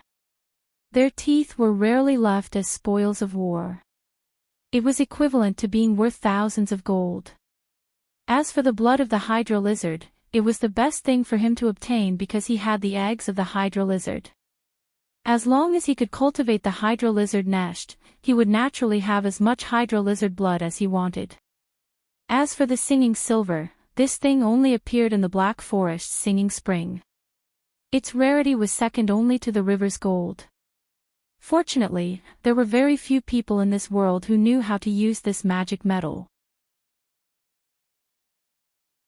Most people treated it as a collector's item, so its price in the market was not high. Occasionally, it would even appear in auctions around Ampere Seal. Everyone could see that as long as one paid attention and was willing to spend a lot of money, it wasn't impossible to collect a silver that could sing. The Wind Steed's Lair. That's right. The Riding Wind Colt was a level 6 creature, and it was one of the more precious ones. It was only occasionally caught in the wind elemental plane. As for its nest, no one had ever seen it before. He had never even seen a nest before, so how could he build it? A nest for this thing. Unless Valhalla itself could provide the lair of this thing, it was basically wishful thinking. However, he had repeatedly asked Monica, but she still did not know anything. The Light Spirit Girl still said the same thing. The knowledge she knew was limited by Valhalla. When the Valhalla Warrior Hall was built, information about the Valkyrie entered her mind. But as for she did not know anything else. However, she gave Brando a compromise, and that was to buy a riding wind colt. The market price for one was only 1.2 million tor, which was the income of the Tonagel for half a year. When Brando heard this, he wanted to shut the light spirit in the drawer, so that she would not continue to nag in his ear. He could not help but sigh deeply. Sure enough, there was no free lunch in the world. Whether it was forging the silver staircase or awakening the dormant Valkyrie, at least for now, they were all things that were out of his reach.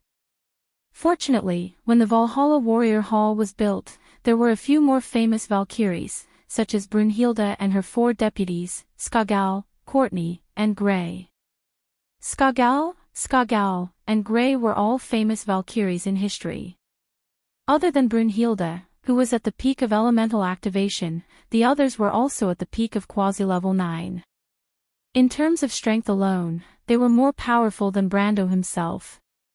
However, their combat strength was far inferior.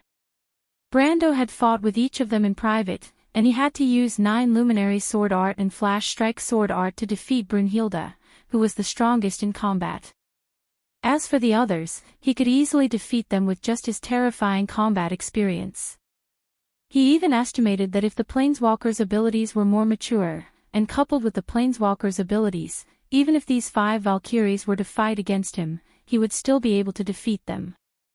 If the Valkyries worked together, he would still have the strength to fight. However, Brando did not think about this. His trial battle had won him a lot of respect among the Valkyries. The Valhalla Warrior Hall's heroic spirits respected the strong, and his strength as their leader had obviously won the unanimous approval of Brunhilde and the others. Even Babu's attitude towards him had become more respectful. Unfortunately, this kind of respect did not mean anything. Babu actually told him that Brunhilde and the others could not leave Valhalla to fight because Valhalla could not afford their mana consumption. When Brando heard this, he almost fainted. It turned out that before the Dawn's Sanctum was built, the Valkyries' daily activities all came from the mana reserves in Valhalla. If they patrolled and fought in Valhalla's area, then the consumption was still very low. According to Babu, there were only a few hundred to 1,000 units of mana per day, which was the mana of 10 moon crystals. However, once they left Valhalla's area, the consumption would increase exponentially. Brunhilde and the others would need to leave Valhalla for a week, and they would need to use up as much mana as Valhalla's first phase. The total amount of mana was a little more than 130,000, which made Brando's teeth ache a little. For example, the war with the Blood Staff this time could be considered a small-scale civil war and border conflict, but it would drag on for at least a month. In a month, he would need to pay a few thousand moon crystals. Although it was not that he could not afford it, it was obviously not worth it. Moreover, if the war dragged on, the money would flow out like water. Therefore, Brando decisively let Brunhilde and the others stay. The reason why Hilda and the others stayed in Valhalla was because they were not needed in this war, and their claws were sharpest when they were hidden. On the other hand, Brendel understood that these Valkyries were mercenaries to Valhalla. Not only did they have many restrictions, they were also extremely valuable. In short, if he could not use them, then he would not use them. He sighed and could only think so. He raised his head and it was drizzling in the sky. After the moon of autumn, the weather had turned cold. The rain brought with it a bleak chill, and when it touched the skin, the chill seeped into the bones. The Chablis region was filled with rolling hills. In such a cold and humid weather, he stood at the top of a hill and looked down. In his field of vision, there seemed to be countless figures moving through the forest at the foot of the hill. Under the jagged leaves of the Aruan oak, or under the fine leaves of the blue oak, there were many figures in grey cloaks moving forward. Not all of them hated the rain. Some of them took off their hoods, revealing their beautiful faces. Their long blonde or green hair stuck to their slender necks and smooth foreheads. Beside them was a pair of pointy ears, and they carried a winged archer bow that was one size bigger than the elven longbow. One after another, they passed through the dense thorny bushes and wild strawberry bushes. It was already the third day since they left Valhalla. In these 3 days, the news on the battlefield in the Silman region was constantly passed to Carglass through Cohen's spies, and then to him. He then categorized the information and selectively revealed a portion of it to the princess. The reason he did this was because he knew that most of the military intelligence was to be provided to Viro. Compared to the lords and generals of Lantern Island, there was no guarantee that there were no spies or spies among them. He did not want to expose his relationship with the King of Silman to avoid attracting the attention of Count Randner and the Bloodstaff. Of course, the princess already knew about the existence of these Silman's bandits from the private messages he exchanged with her. It could be seen that she did not trust Cohen and the others very much. This was determined by her position. She was born in the royal family, and naturally represented the interests of the nobles. She would not have a sense of approval for a mob like Cohen who wantonly attacked the nobles' territories. In fact, Her Royal Highness had advised him more than once not to try to recruit these people because it would be extremely dangerous. It would cause great damage to his reputation among the nobles. However, Brando often did not know whether to laugh or cry at such petty advice from the princess. He naturally knew what kind of person Cohen was in history. How could he give up the opportunity to befriend such people for the sake of those pedantic nobles? Cohen was the king of Count Randner in history. He overthrew Count Randner from scratch. In the chaotic balance of power in the era of Erwin, he obtained the recognition of all parties with his strength and became an independent king. Even before the Battle of the Oblique Forest, even Madara recognized his position. For a long time, he existed as a buffer between Madara and Erwin. After the fall of Erwin, he assisted Ella in the battle against Madara. However, at that time, Erwin's players had already fallen apart. He did not know what happened after that. However, such a person would definitely not be a simple bandit or a bandit.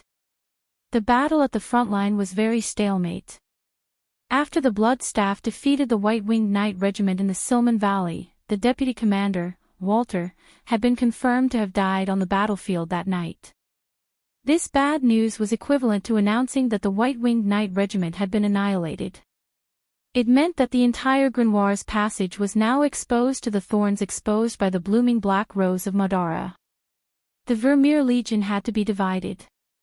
The soldiers entered the northern part of the Tosankared forest to defend, but the results were minimal. After a few defeats, the remaining human troops had been forced to the southernmost part of the Manowir region. According to the news from the front line, the undead army had already passed Silifarn and was about to conquer the most prosperous area of Grimoires. Although that place was now in a state of panic, as if it was the end of the world.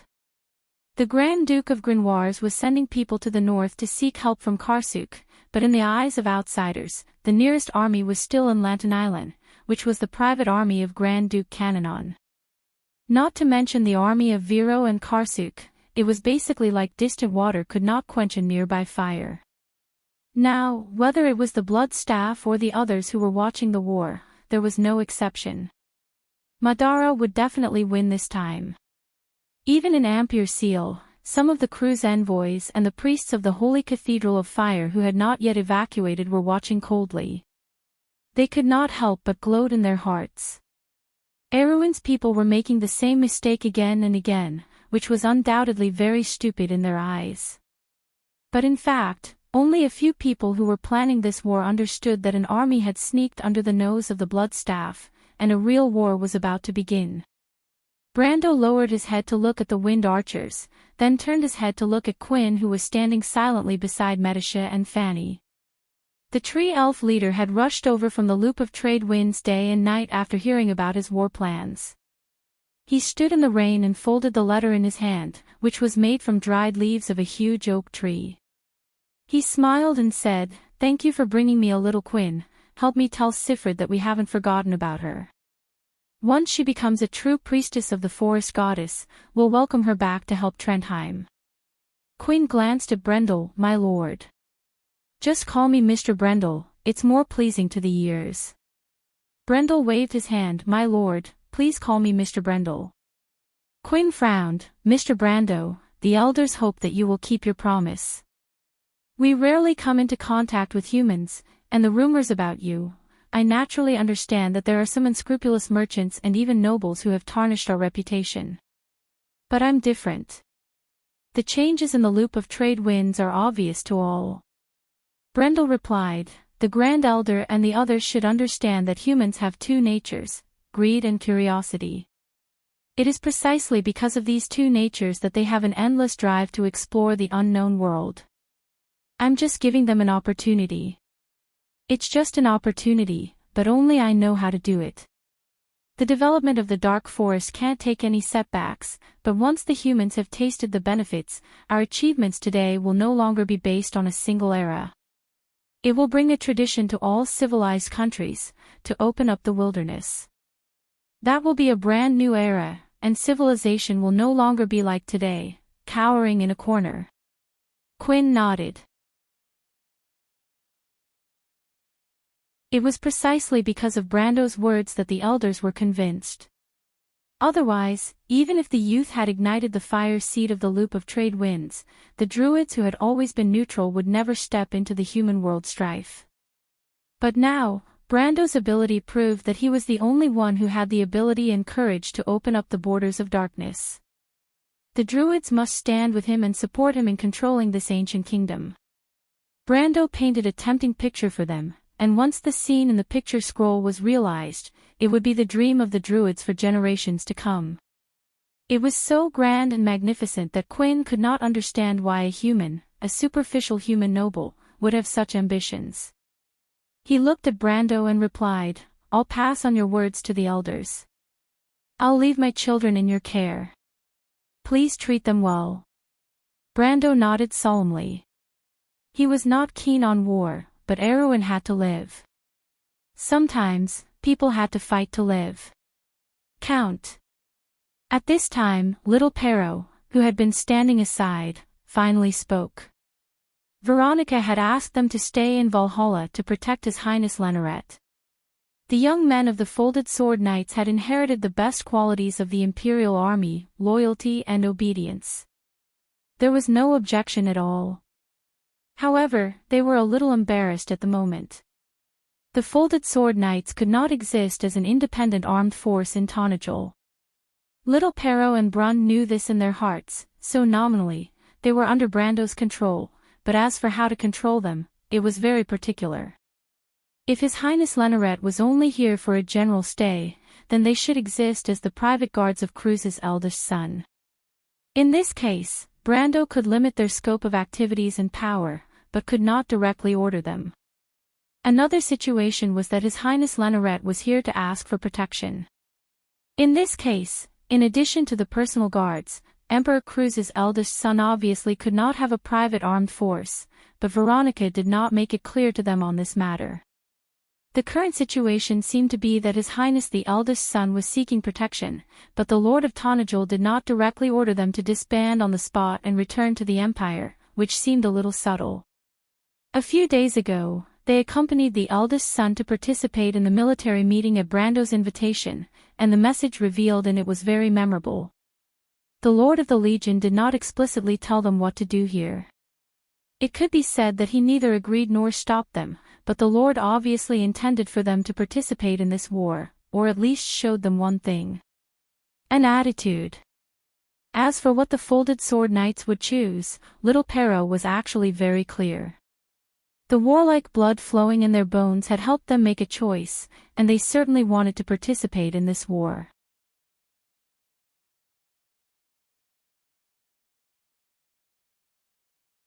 Chapter 864.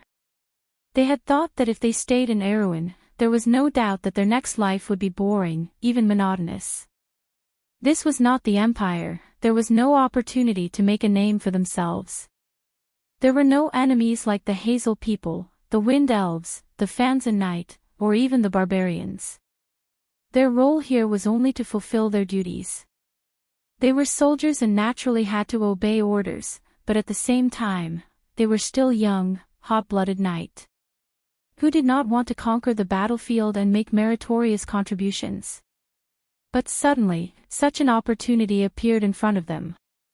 Although they were not fighting for the Empire, at least they were not enemies of the Empire.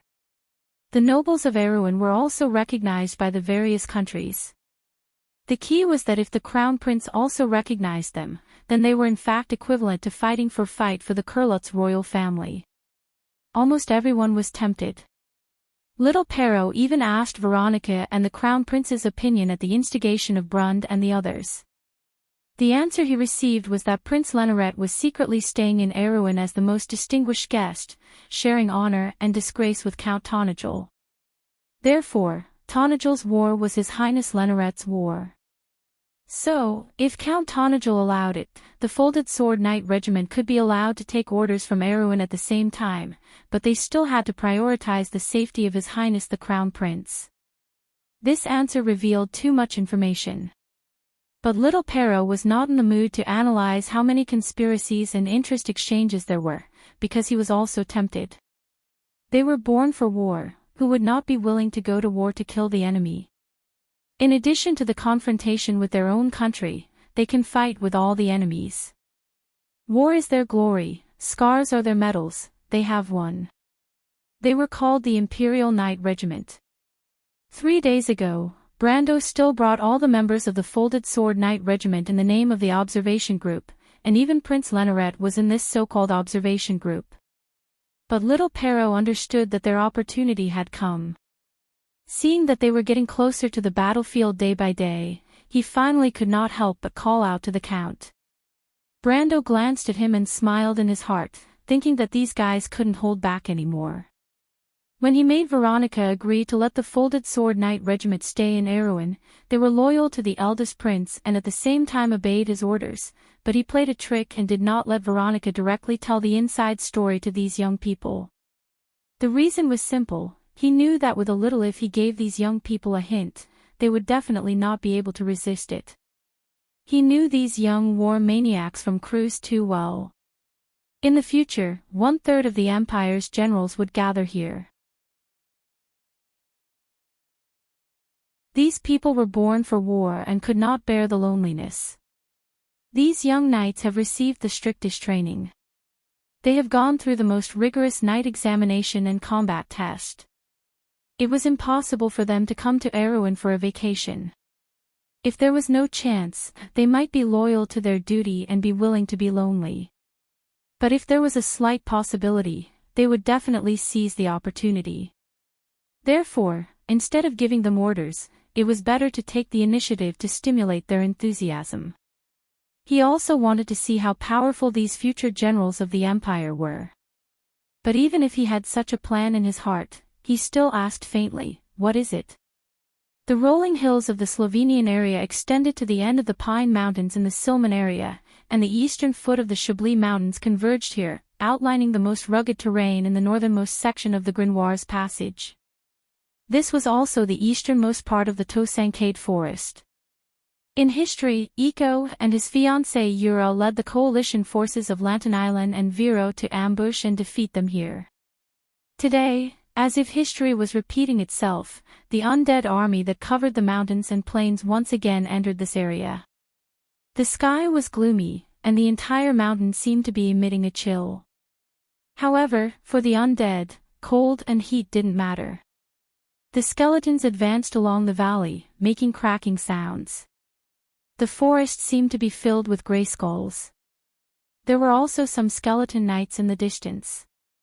Unlike human knights, these skeletons rarely carried banners. Their pitch-black spears were their weapons. Flags. The development of the war was somewhat unbelievable. This was especially so for the blood staff. Ever since the white-winged cavalry was completely annihilated in the Silman Valley, the Erewhon army on the other side had been completely passive. The Vermeer army was forced to change their defense on a large scale, which caused the morale of the entire battle line to be low and exhausted. This brought about serious consequences. In the battle a few days ago, the undead army had almost defeated every army that stood in their way. The enemy, the Vermeer army, was completely defeated. It was even worse than the defeat in the First War of the Black Rose. It was as if the Blood Staff suddenly found that there were no more enemies in front of it. The closest army of Erewhon was still far away in Lantern Island. Even if they started moving now, it would take at least a week for them to reach Kirkle. Kirkle would be in ruins. And there was still no sign of Karsuk and Viro's army. Once it took down Kirkle and joined forces with the human Ranner, Lantern Island's army would not be worth mentioning. This was something that the Supreme One could not do in the war a year ago, but now it was easily done for him. The Blood Staff's heart was filled with pride and satisfaction. In his opinion, the Erewhon army of Grimoires was not worth mentioning.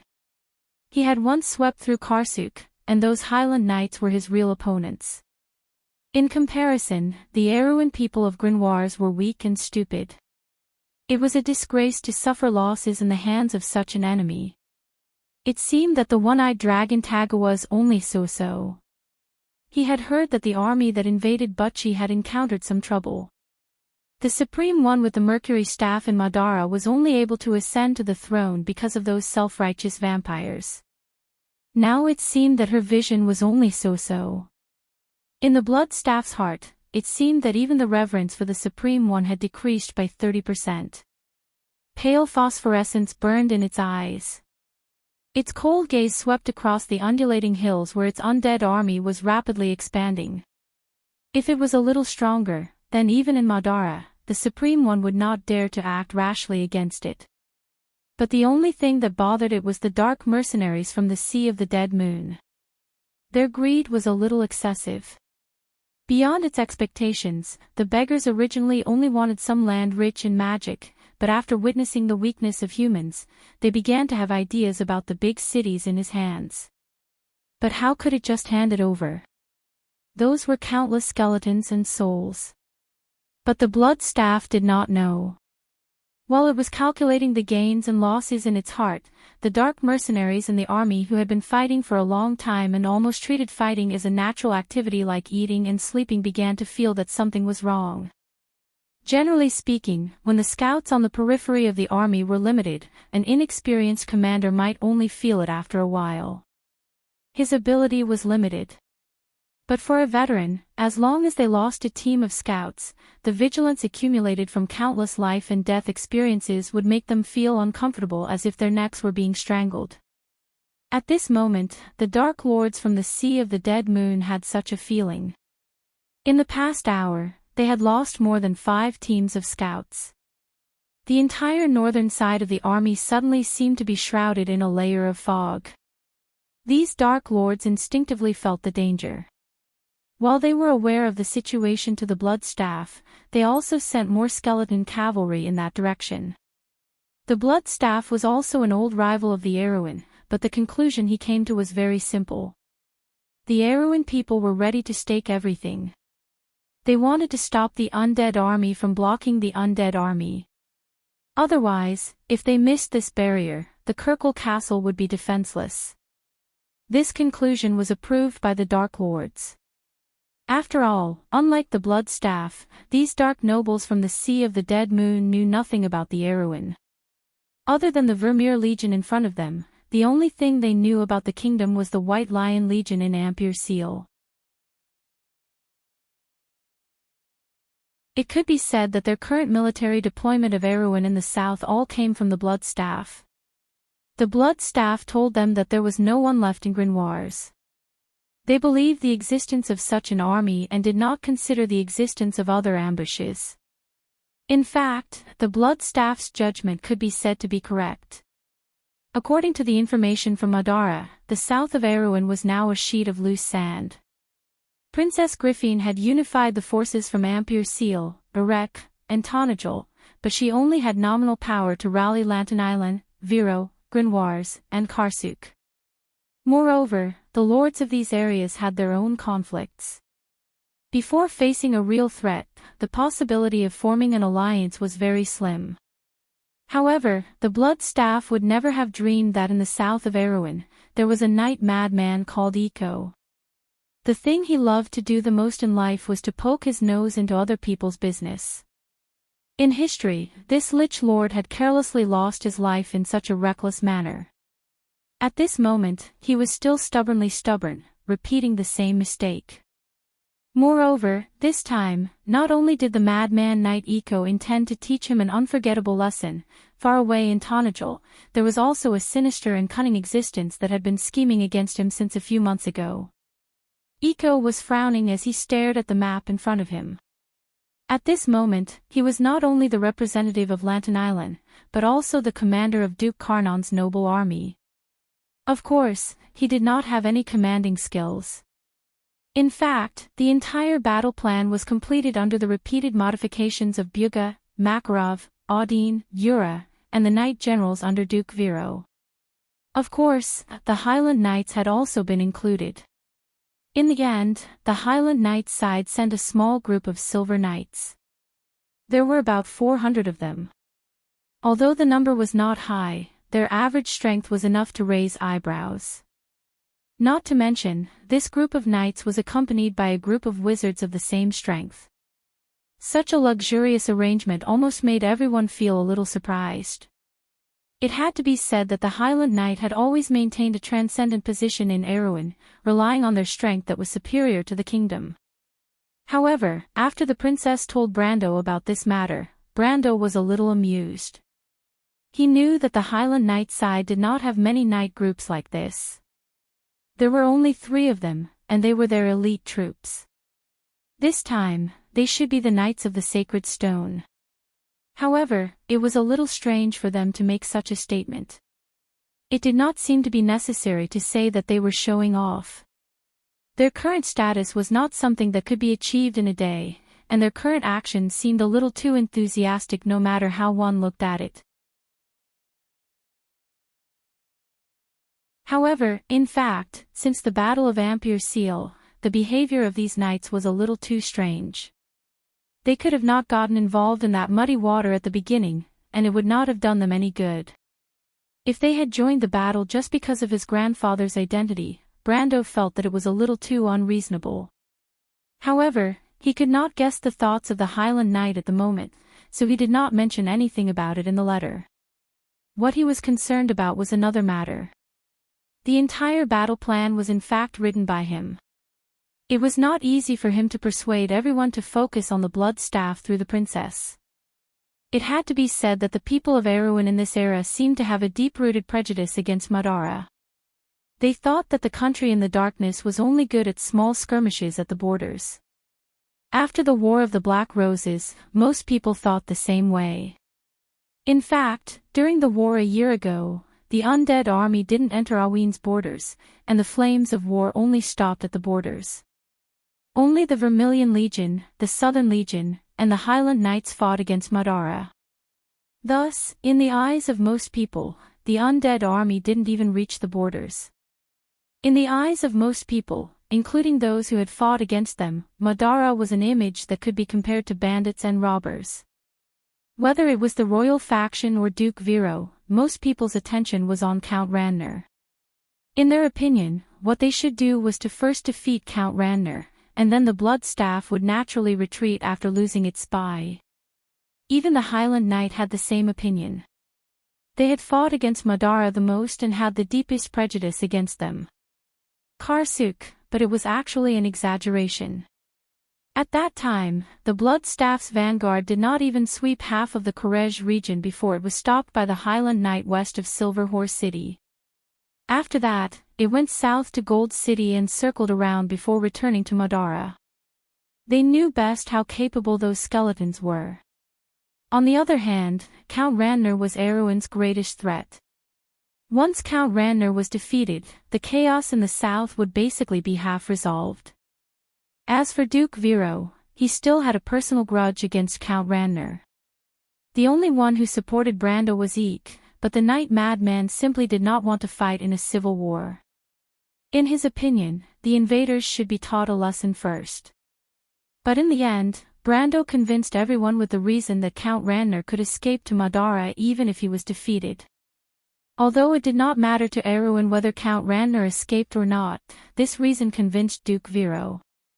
This duke was definitely the one who was most unwilling to see Count Randner escape. The hatred between the Duke and Count Randner went back several generations, and it could be said that it would not end until one of them was dead. Duke Vero, since he supported Brando's plan, and Lantern Island's representative, Eek, the Highland Knight, no longer objected. In the end, Brando's plan was unanimously approved. The priority was to ambush the Blood Staff. This battle plan was basically copied from the time when Eek and Ura led the Allied army to ambush the Blood Staff. The location of the ambush was still in Silipharn, which was the most advantageous terrain. It could be said that they had a greater advantage now compared to the past. In the past, Eek could not find a way to enter Silipharn, and could only sneak in from the north of Tosancade Forest, which wasted a lot of time. But, this time, Brando convinced Cohen and the others to open the gates for them. Silipharn's hills were now under their control, and they could secretly place an army under the Blood Staff's nose at any time. But it was at this time that Eek encountered trouble. According to the original plan, Duke Vero and Lantern Island's allied army would wait for Tonagel's army to arrive before launching an attack on the Blood Staff. But there were still a few hours before the attack, and Duke Vero's knight subordinates were beginning to lose their patience.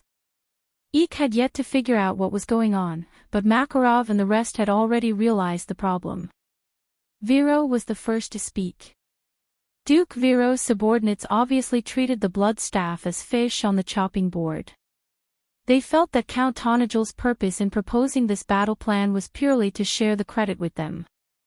The reason was simple. Lantern Island's army and Duke Vero's army were almost twice the size of the Blood Staff's army, and it was well known that the undead army's individual combat ability was inferior to that of a human's. Human's army was known to be weak. It was only in a situation where the difference in military strength was twice that of Trenthium's. Furthermore, it was an unintentional scheme, so there was no need to wait for Trenthium's army to arrive. Therefore, as soon as the Blood Staff's army entered their field of vision, these local lords and night lords began to get restless. When Makarov and the others told this to Eek, this night fanatic suddenly had a headache. He never dreamed that such a situation would occur. In fact, it was not only him, even Brando himself did not expect this. Brando only remembered the ambush in history, but he forgot that the Erewhon nobles of this era were not the same nobles that Princess Griffin built a decade later. It was the army that he and Freya had built after the Rising Kingdom. More importantly, the Anthony Alliance was actually led by Eiko in history. But this time, because of his and Her Royal Highness's intervention, Duke Vero had sent out far more troops than in history. So now on the battlefield, it was very doubtful that Eiko's words still counted. One had to know that this was not a normal army, but an alliance of nobles. Usually, when dukes fought, there were often cases of their retainers acting on their own, let alone an alliance of two dukes. In fact, when the news was passed to Eek, Duke Vero's Night Lords had already begun to move. P.S. 2 updates for the first day, posted together, please vote. Day 1.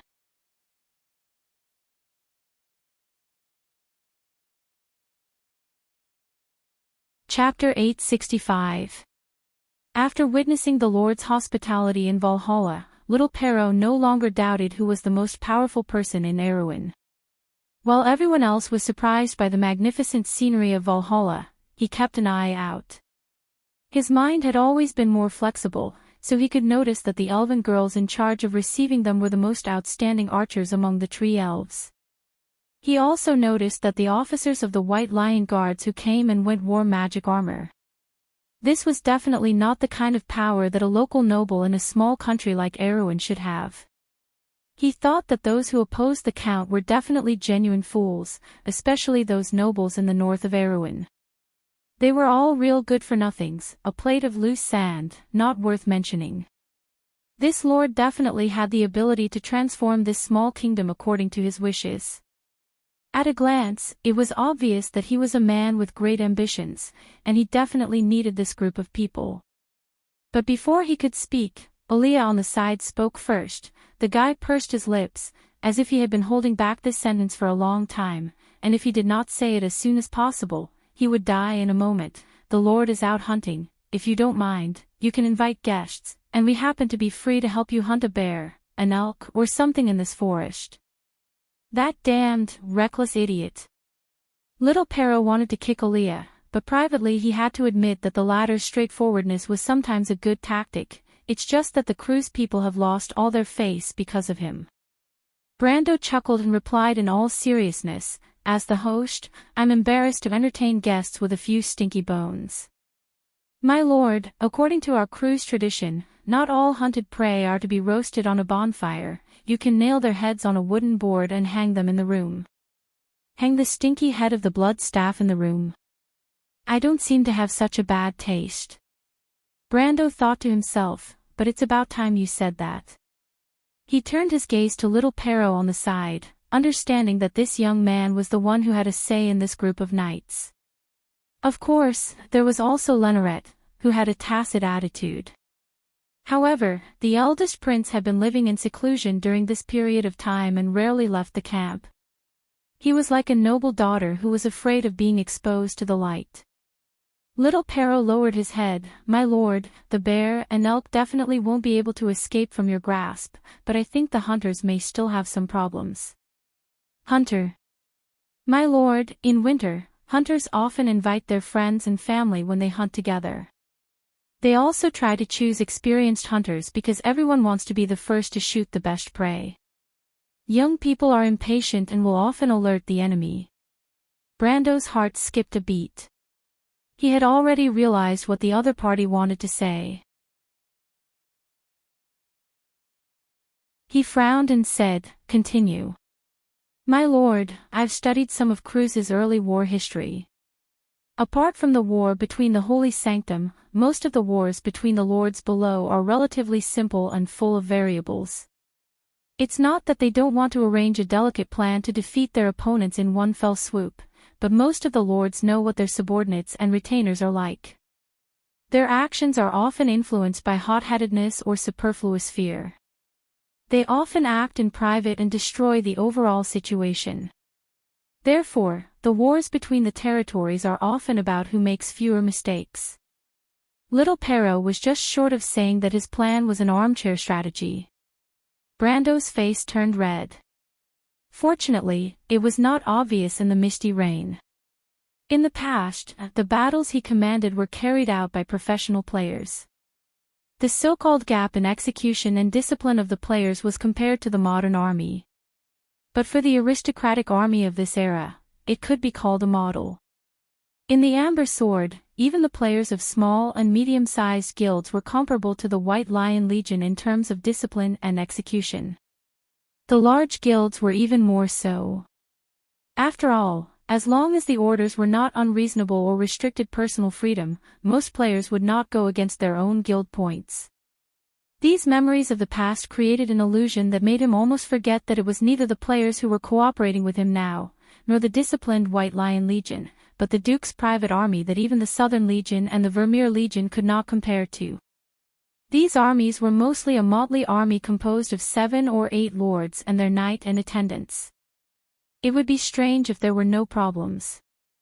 His thinking had been affected by the stereotype in the game, and he had almost forgotten about this matter.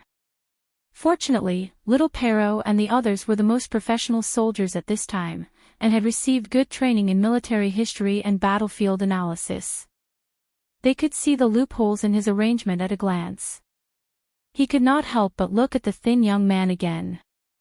The other party did not say any nonsense, and just a sentence of analysis established their position in his mind. It seems that letting these folded sword knight join this battle was the right choice, Brando thought to himself, as expected of the future generals of the Cruz people. They are not inferior to the rumors at all. At least this deal has not been a loss so far. The current situation is already like this, how can we remedy it? My lord, there is no need to remedy it. The situation on Madara's side is no better than ours.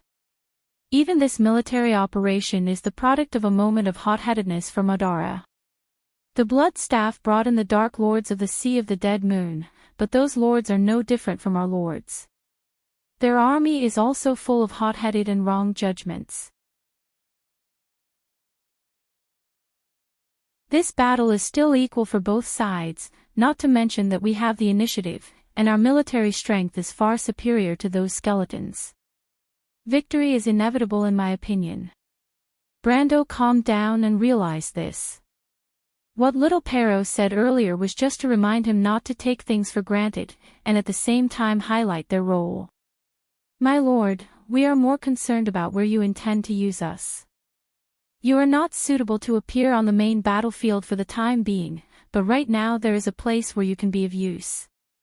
If those lords really act rashly and alert the enemy, it is inevitable that an army will be needed to go around the back of the Bloodstaff army and delay the skeleton's advance. Little Pero looked at the Count Tonajul with some appreciation, thinking that this was also a smart man and understood what he meant at once. However, they also had their own pride, and replied faintly, My lord, the Bloodstaff army will not be able to move a step, not be delayed. So these are Cruz's people. Brando thought to himself. However, it was not impossible for a group of knights with average strength above the gold rank and as many as hundreds of people to block the Bloodstaff's retreat. Don't make too much of a ruckus. I will arrange the position to look like the White Lion Guards under my lord, and we will evacuate first before the others arrive. Brando smiled. It was easy to talk to smart people. He looked at the folded sword knight present and could not help but feel a little pity. How nice would it be if these people were Erwin's people? Do you want to find a way to make them stay? This thought suddenly flashed through his mind, but then he shook his head. This problem was too special. For little Pero and the others, if they lost their sense of glory as soldiers, they would not be able to grow into real generals in the future. Forget it, let's take one step at a time. Besides, it's not like there aren't any geniuses among Erwin's people. After receiving a positive answer from Brando, the folded sword knights, who had been depressed for a month, seemed to have been rejuvenated. These young knights were all full of energy, how could they be idle? After learning that they could go into battle to kill the enemy, they could not help but rejoice. The preparation work of little Pero, Brund, and Aaliyah was also going very smoothly. In fact, the folded sword knights had been a string taut all this time, waiting for Brando's final answer from top to bottom, so there was actually no need to prepare at this time. In just half an hour, everyone was ready to go. Of course, this also showed that these young people from Cruz were well trained. If they were placed in the ordinary noble cavalry, even if they were prepared in advance, it would take at least an hour or two to finally get ready. At this time, Freya arrived at Brando's army under the escort of several Highland knights. The arrival of the Valkyrie brought bad news to Brando. Sure enough, as little Pero expected, Duke Viro's retainers hurriedly launched an attack before Brando arrived. After she learned the news from Eek, she immediately went ahead to inform Brando. According to Freya, in order to cooperate with Viro's army, Anthony's army and the Highland Knights had also launched an attack one after another. Now the battlefield between the two sides was unfolding in the middle of the Silofan Hills and was in a fierce battle. After she finished speaking, she could not help but look at Brando's face, thinking that he would be furious, but she did not expect Brando to just smile bitterly and shake his head, as if he had expected it. Freya, go and get ready, the White Lion Guards are waiting for the order to attack. Medisha will cooperate with you, this is the first real war for Tonajul's army, I will also leave the Wind Archers under your command. Brando. Both Viro and Anthony's armies have moved, we must also speed up to cooperate with them, if they want to suffer, then let them. But is this okay? It's okay, the Bloodstaff can't win, it's just that some people will suffer a big loss. On the contrary, Freya, this is the first battle after the White Lion Guards and the Wind Archers formed an army. I hope they can leave a deep impression on all the enemies of this kingdom. All the enemies? Brando nodded. In his heart, those rotten vines and rotten branches that blocked the path of this kingdom, they were about to be swept away. Erwin would usher in a new life from this moment on. The saplings planted in Tonagel were finally about to sprout and take root.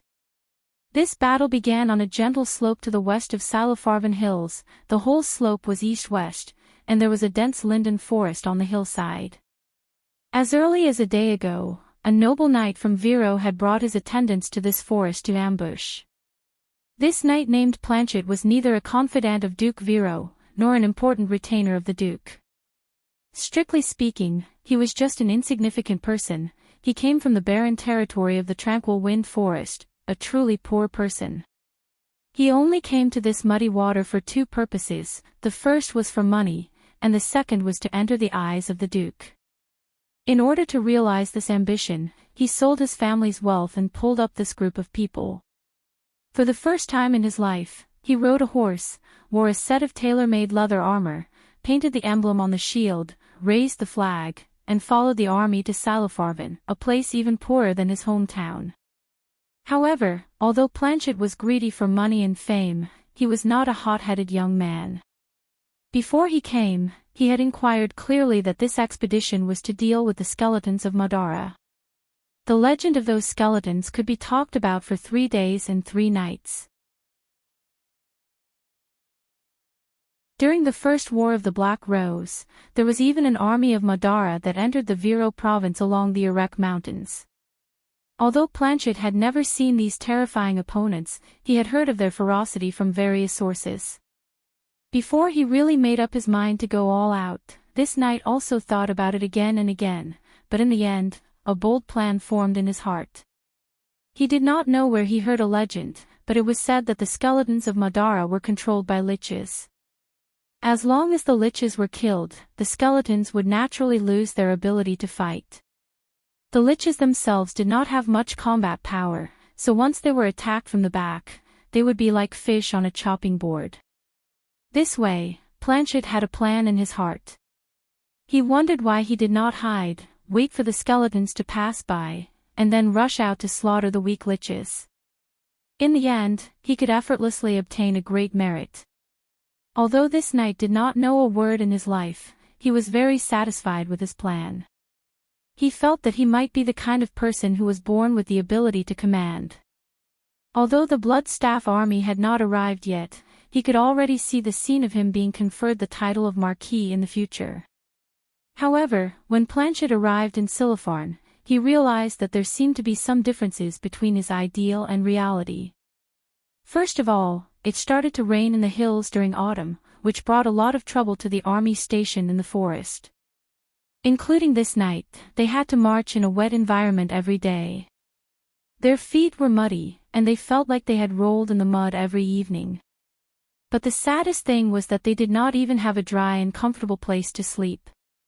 Sometimes, they could only wrap themselves in a cloak and sleep in the mud for the whole night. Planchet had experienced this before. In just 2 or 3 days, he was complaining incessantly like the others. He almost cursed the heavens and the earth. Fortunately, half a week after the rain started, the army finally entered the designated ambush area.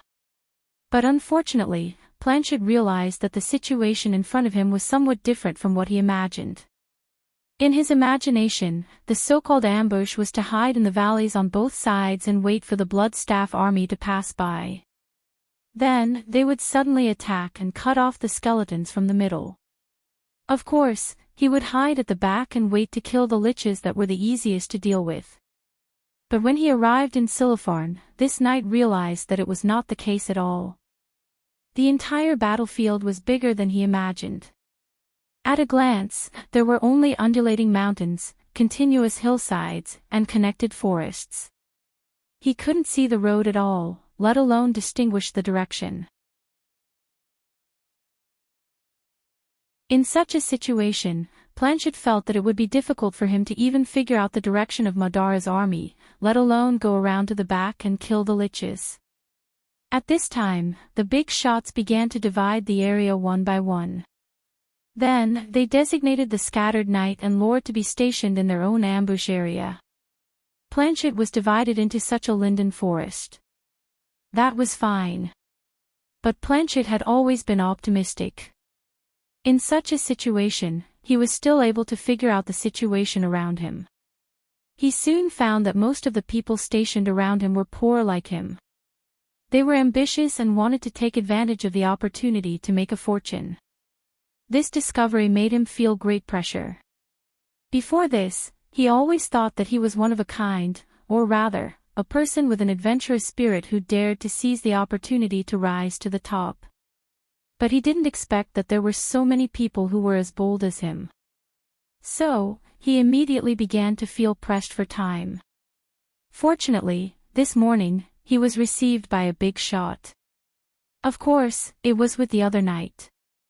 But this was enough to make Planchet pay attention because it was said that the big shot was an important minister of Duke Vero. Of course, the content of the meeting was probably to raise their vigilance because the Bloodstaff army had already made contact with the scouts of Vero's army early yesterday. But with his innate sensitivity, Planchet heard another meaning from the other party's words.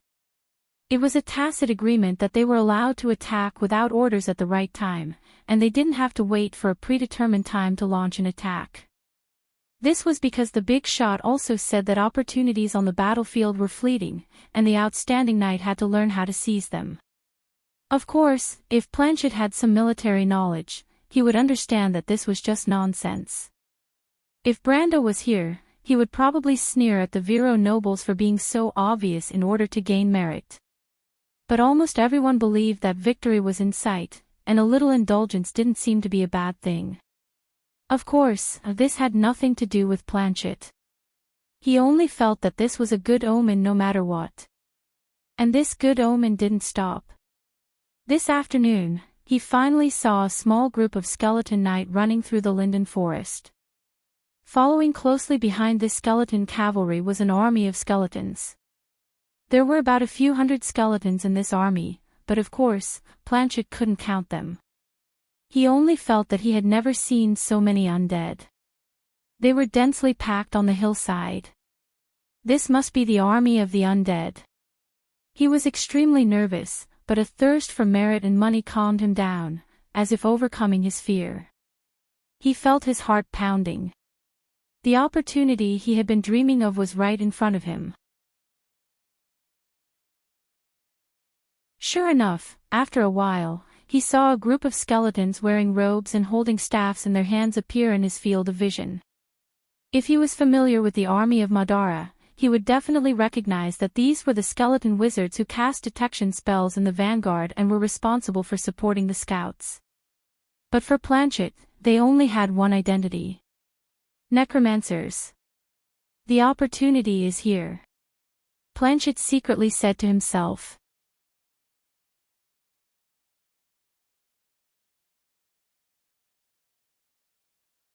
Chapter 866. Planchet did not understand that he might be able to change the outcome of a war. If he understood this, he would have felt extremely honored.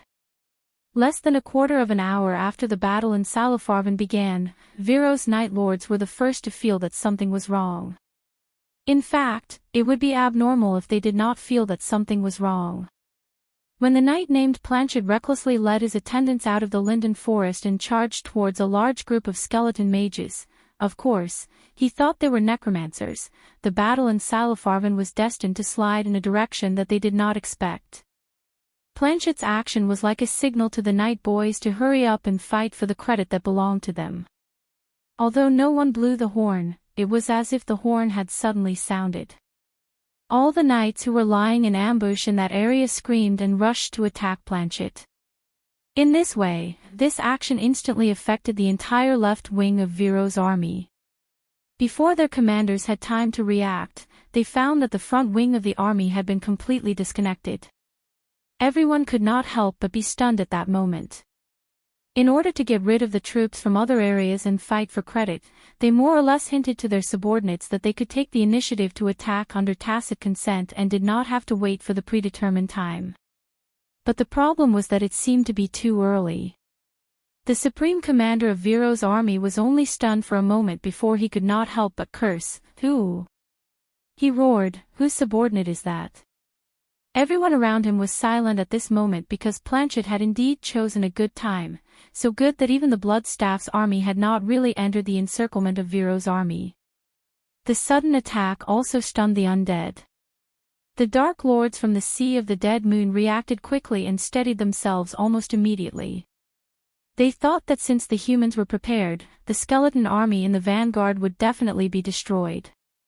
They immediately gave up on the skeleton army and retreated to prevent the human army from attacking their main force. However, these experienced dark mercenaries were surprised to find that the human knights did not seem to notice them at all.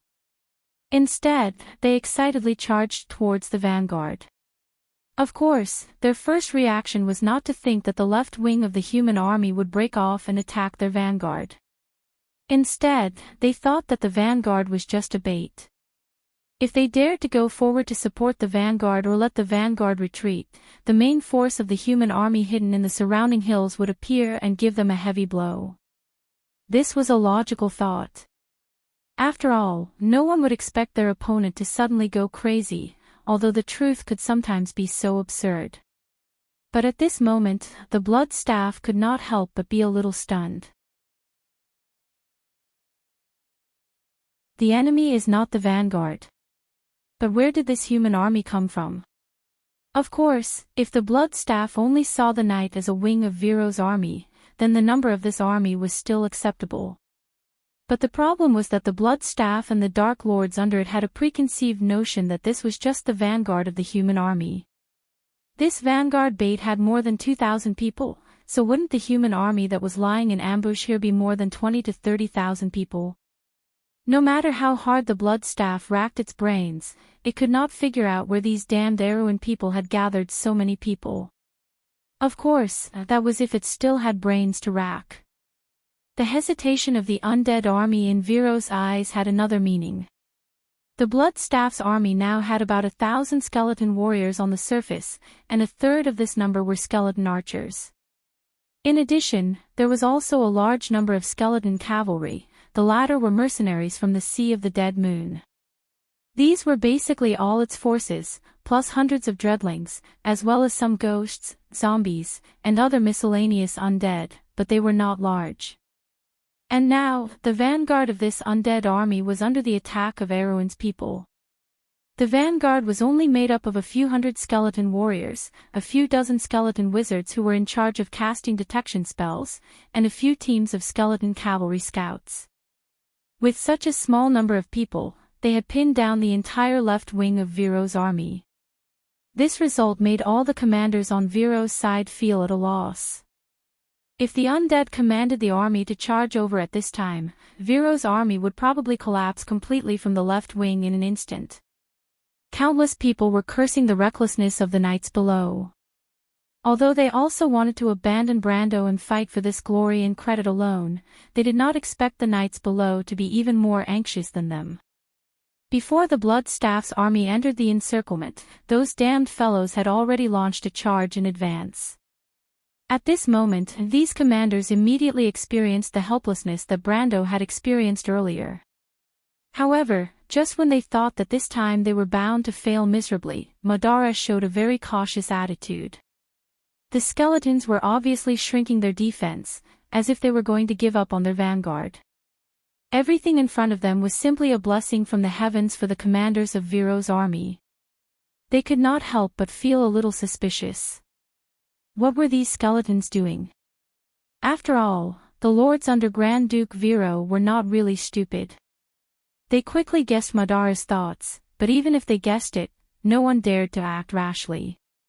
They could only watch the entire left wing kill the enemy's vanguard, praying that those idiots would realize the current situation and quickly withdraw after taking advantage of the situation. Of course, on the other hand, they also prayed that Martha would bless them so that those damned skeletons would not see through any flaws. They did not dare to send more men to help the left wing. They did not even dare to move. The skeletons of Madara thought that they had also sent out the vanguard. Once the other troops were exposed, the enemy would realize their arrangement no matter how stupid they were. By then, it would all be over. Grand Duke Viro's supreme commander could not help but sweat. He never dreamed that the battle would reach this point. He could only quickly order the private noble army lying in ambush on the main line and the right wing to quickly adjust their direction, just in case the left wing was defeated. At least they could still hold on. On the one hand, he was also silently praying that Anthony's army could catch up with their pace and join the battle. Madara had nearly 10,000 troops, while Viro and Anthony's coalition had a total of 15,000 men. If Anthony's army could join the battle in time, the situation would not be as dangerous as it was now. But what made him feel bitter was that it was precisely because they had previously abandoned Anthony and Tanajal's army and acted on their own that they were now in such a dilemma. At this moment, His Excellency could not help but feel that they had brought this upon themselves. So at this moment, there was a strange balance on the battlefield. Both sides of the battle were praying for a miracle. Viro's side hoped that Madara would not be so quick to see through their low-level mistakes, while Bloodstaff was anxious to find out who was ambushing them and how many human troops were in front of them. According to the judgment of the Dark Lords, there was at least an army of more than 20,000 men in front of them. If this judgment was true, Bloodstaff could only pray for a miracle so that his army could escape from this hill. At this moment, he actually had a kind of understanding in his heart. The army in front of him was probably from Viro or Anthony. However, what happened next left everyone dumbstruck. The knight's charge was in progress. The meadow on the hillside was like a light blue wave. This wave was moving forward. The most glorious moment of Planchet's life was probably at this moment. He was riding on a horse, holding a shield high and a long spear in his hand.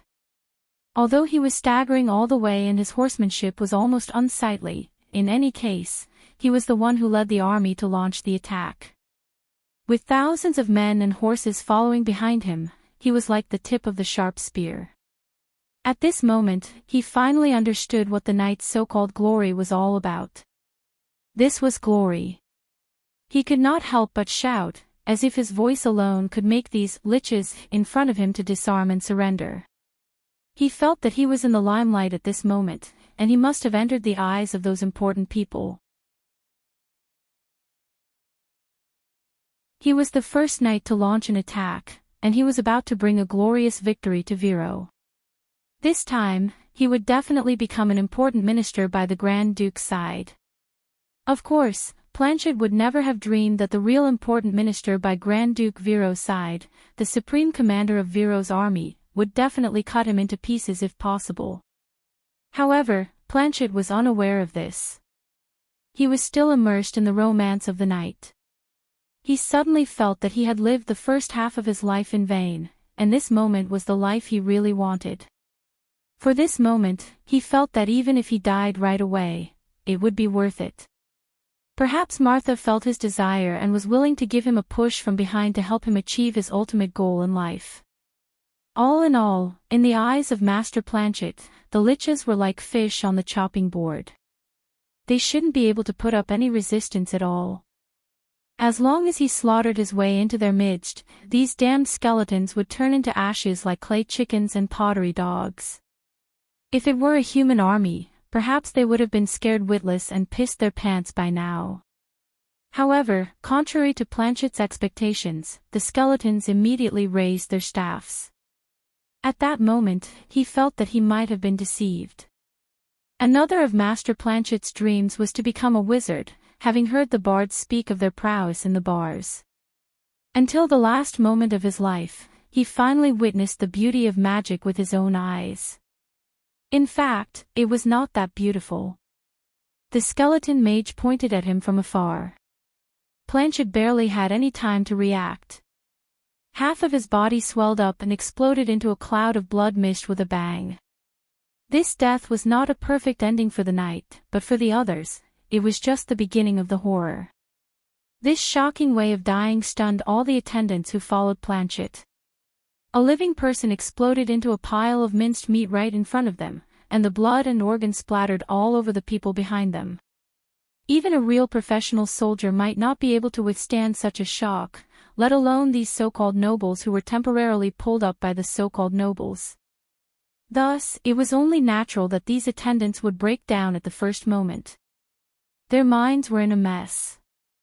The only thought they could think of was to turn around and run. Then they collided with the knight behind them. The center of the battlefield was suddenly in chaos. Then, the skeleton mage's black magic exploded in the human army one after another. Most of the knights were at Planchet's level. They had long heard from various sources that the undead were just a so-so. As long as they could overcome their fear, the undead were not even as good as human soldiers. It seemed to be true. In fact, many people set foot on the battlefield with this mentality, but the problem was that they soon found the gap between their ideals and reality. They realized that overcoming their fear did not seem to be an easy task. Even the leading knight was scared out of his wits, let alone the attendants behind him. The braver ones simply pulled the reins of their warhorses and went around the two sides of Madara's vanguard. Some of these people were lucky enough to survive. The less courageous ones turned around in a flurry, and most of them collided with their own men. One must know that the battlefield had a certain slope, and the result of such collisions could be imagined. A large number of knights were thrown off their warhorses and fell to the ground. Then, their comrades, who were not good at riding, trampled over them. It was a horrible sight to behold. There were also some who were completely terrified and directly charged into the army of skeletons. However, the problem was that there were too few of them. The small number of skeletons that charged into the army of skeletons were impaled on the spears and used as an example to others. Just like that. In less than 10 minutes, the entire left wing of Viro's army was completely defeated by the undead, who were less than a quarter of their number. Or rather, they were completely defeated by themselves. Of course, this was not because the quality of Viro's private army was really bad. On the one hand, it was because their commander made a mistake. He was afraid that the knights from all over the country would drag the Duke's private army down, so he gathered them all on the left wing. Of course, his original intention was that the left wing seemed to be easier to fight because of the terrain. But he never dreamed that these damn guys would be so undisciplined and rush out on their own. Not only did they rush out, but they also inexplicably collapsed. Of course, this was also because most of the local armies in Viro had never fought against Madara before. It was just like how the Vermeer army was defeated by the undead army in the First War of the Black Roses. That was not a reflection of their true fighting strength, but the natural fear of the undead that the humans had towards them. But in any case, the current result was a death sentence for the supreme commander of Viro's side. No matter how weak their left flank was, the destruction of the entire left flank, exposing one side of their army to the enemy's attacks, had already announced the final outcome of this war. The important minister of Duke Viro stood there in a daze, his forehead full of cold sweat. At this time, on Madara's side, whether it was the Blood Staff or the Dark Lords under him, they were also stunned. A moment ago, they were still praying that they could escape from this ambush, but what happened next was like a clumsy comedy that inexplicably played out in front of them. The vanguard of the human army that took the initiative, came prepared, and had several times more numbers than them, but it was actually defeated just like that. What kind of show was this? The Dark Lords under the Blood Staff looked at each other. They came from the cruel battlefield at the border of the Sea of the Dead Moon, and both sides of the war were veterans who had been on the battlefield for a long time. Few people on the battlefield would make such a low-level mistake. When they saw this scene, according to their instincts, the first thing that came to their mind was not that the humans opposite them were joking, but that this was not a terrible trap. Imagine a trap that required the sacrifice of 1 or 2,000 of their own people. The ultimate goal must be to wipe them all out. If these Dark Lords could still sweat, they must be drenched in cold sweat like the Supreme Commander of Vero. But among everyone, only the Blood Staff reacted first. It had interacted with these Erwin the most and knew some of their natures very well. It almost immediately realized that there was a problem. Of course, it was always cautious and did not immediately rescue its vanguard. Instead, it waved its staff and sent a command to the back. And at the same moment when it gave the command, dozens of dreadwraiths flew out from the undead army and flew toward the Erwin's position in front of them. If the Supreme Commander of Vero's side had a last glimmer of hope before this, but after seeing the terrifying flying undead with wings that were several meters wide, he immediately understood that it was all over this time. Madara would soon find out what was going on in front of them. Imagine an army that had lost a wing and could not be gathered back in a short period of time. What kind of scene would it be if they were exposed in front of the enemy's main army? Moreover, the enemy had skeletal cavalry, and they did not even have a chance to escape. If there was any hope in the Supreme Commander's heart at this moment, it was that the Anthony army that they had left behind and the Tonajal army under the command of the Count could quickly appear on the battlefield, the sooner the better. P.S. Everyone who follows, likes, and supports this book, have a happy weekend. The second chapter is here. May I ask for monthly votes, by the way? You're tuning into the LoveLore Library YouTube channel.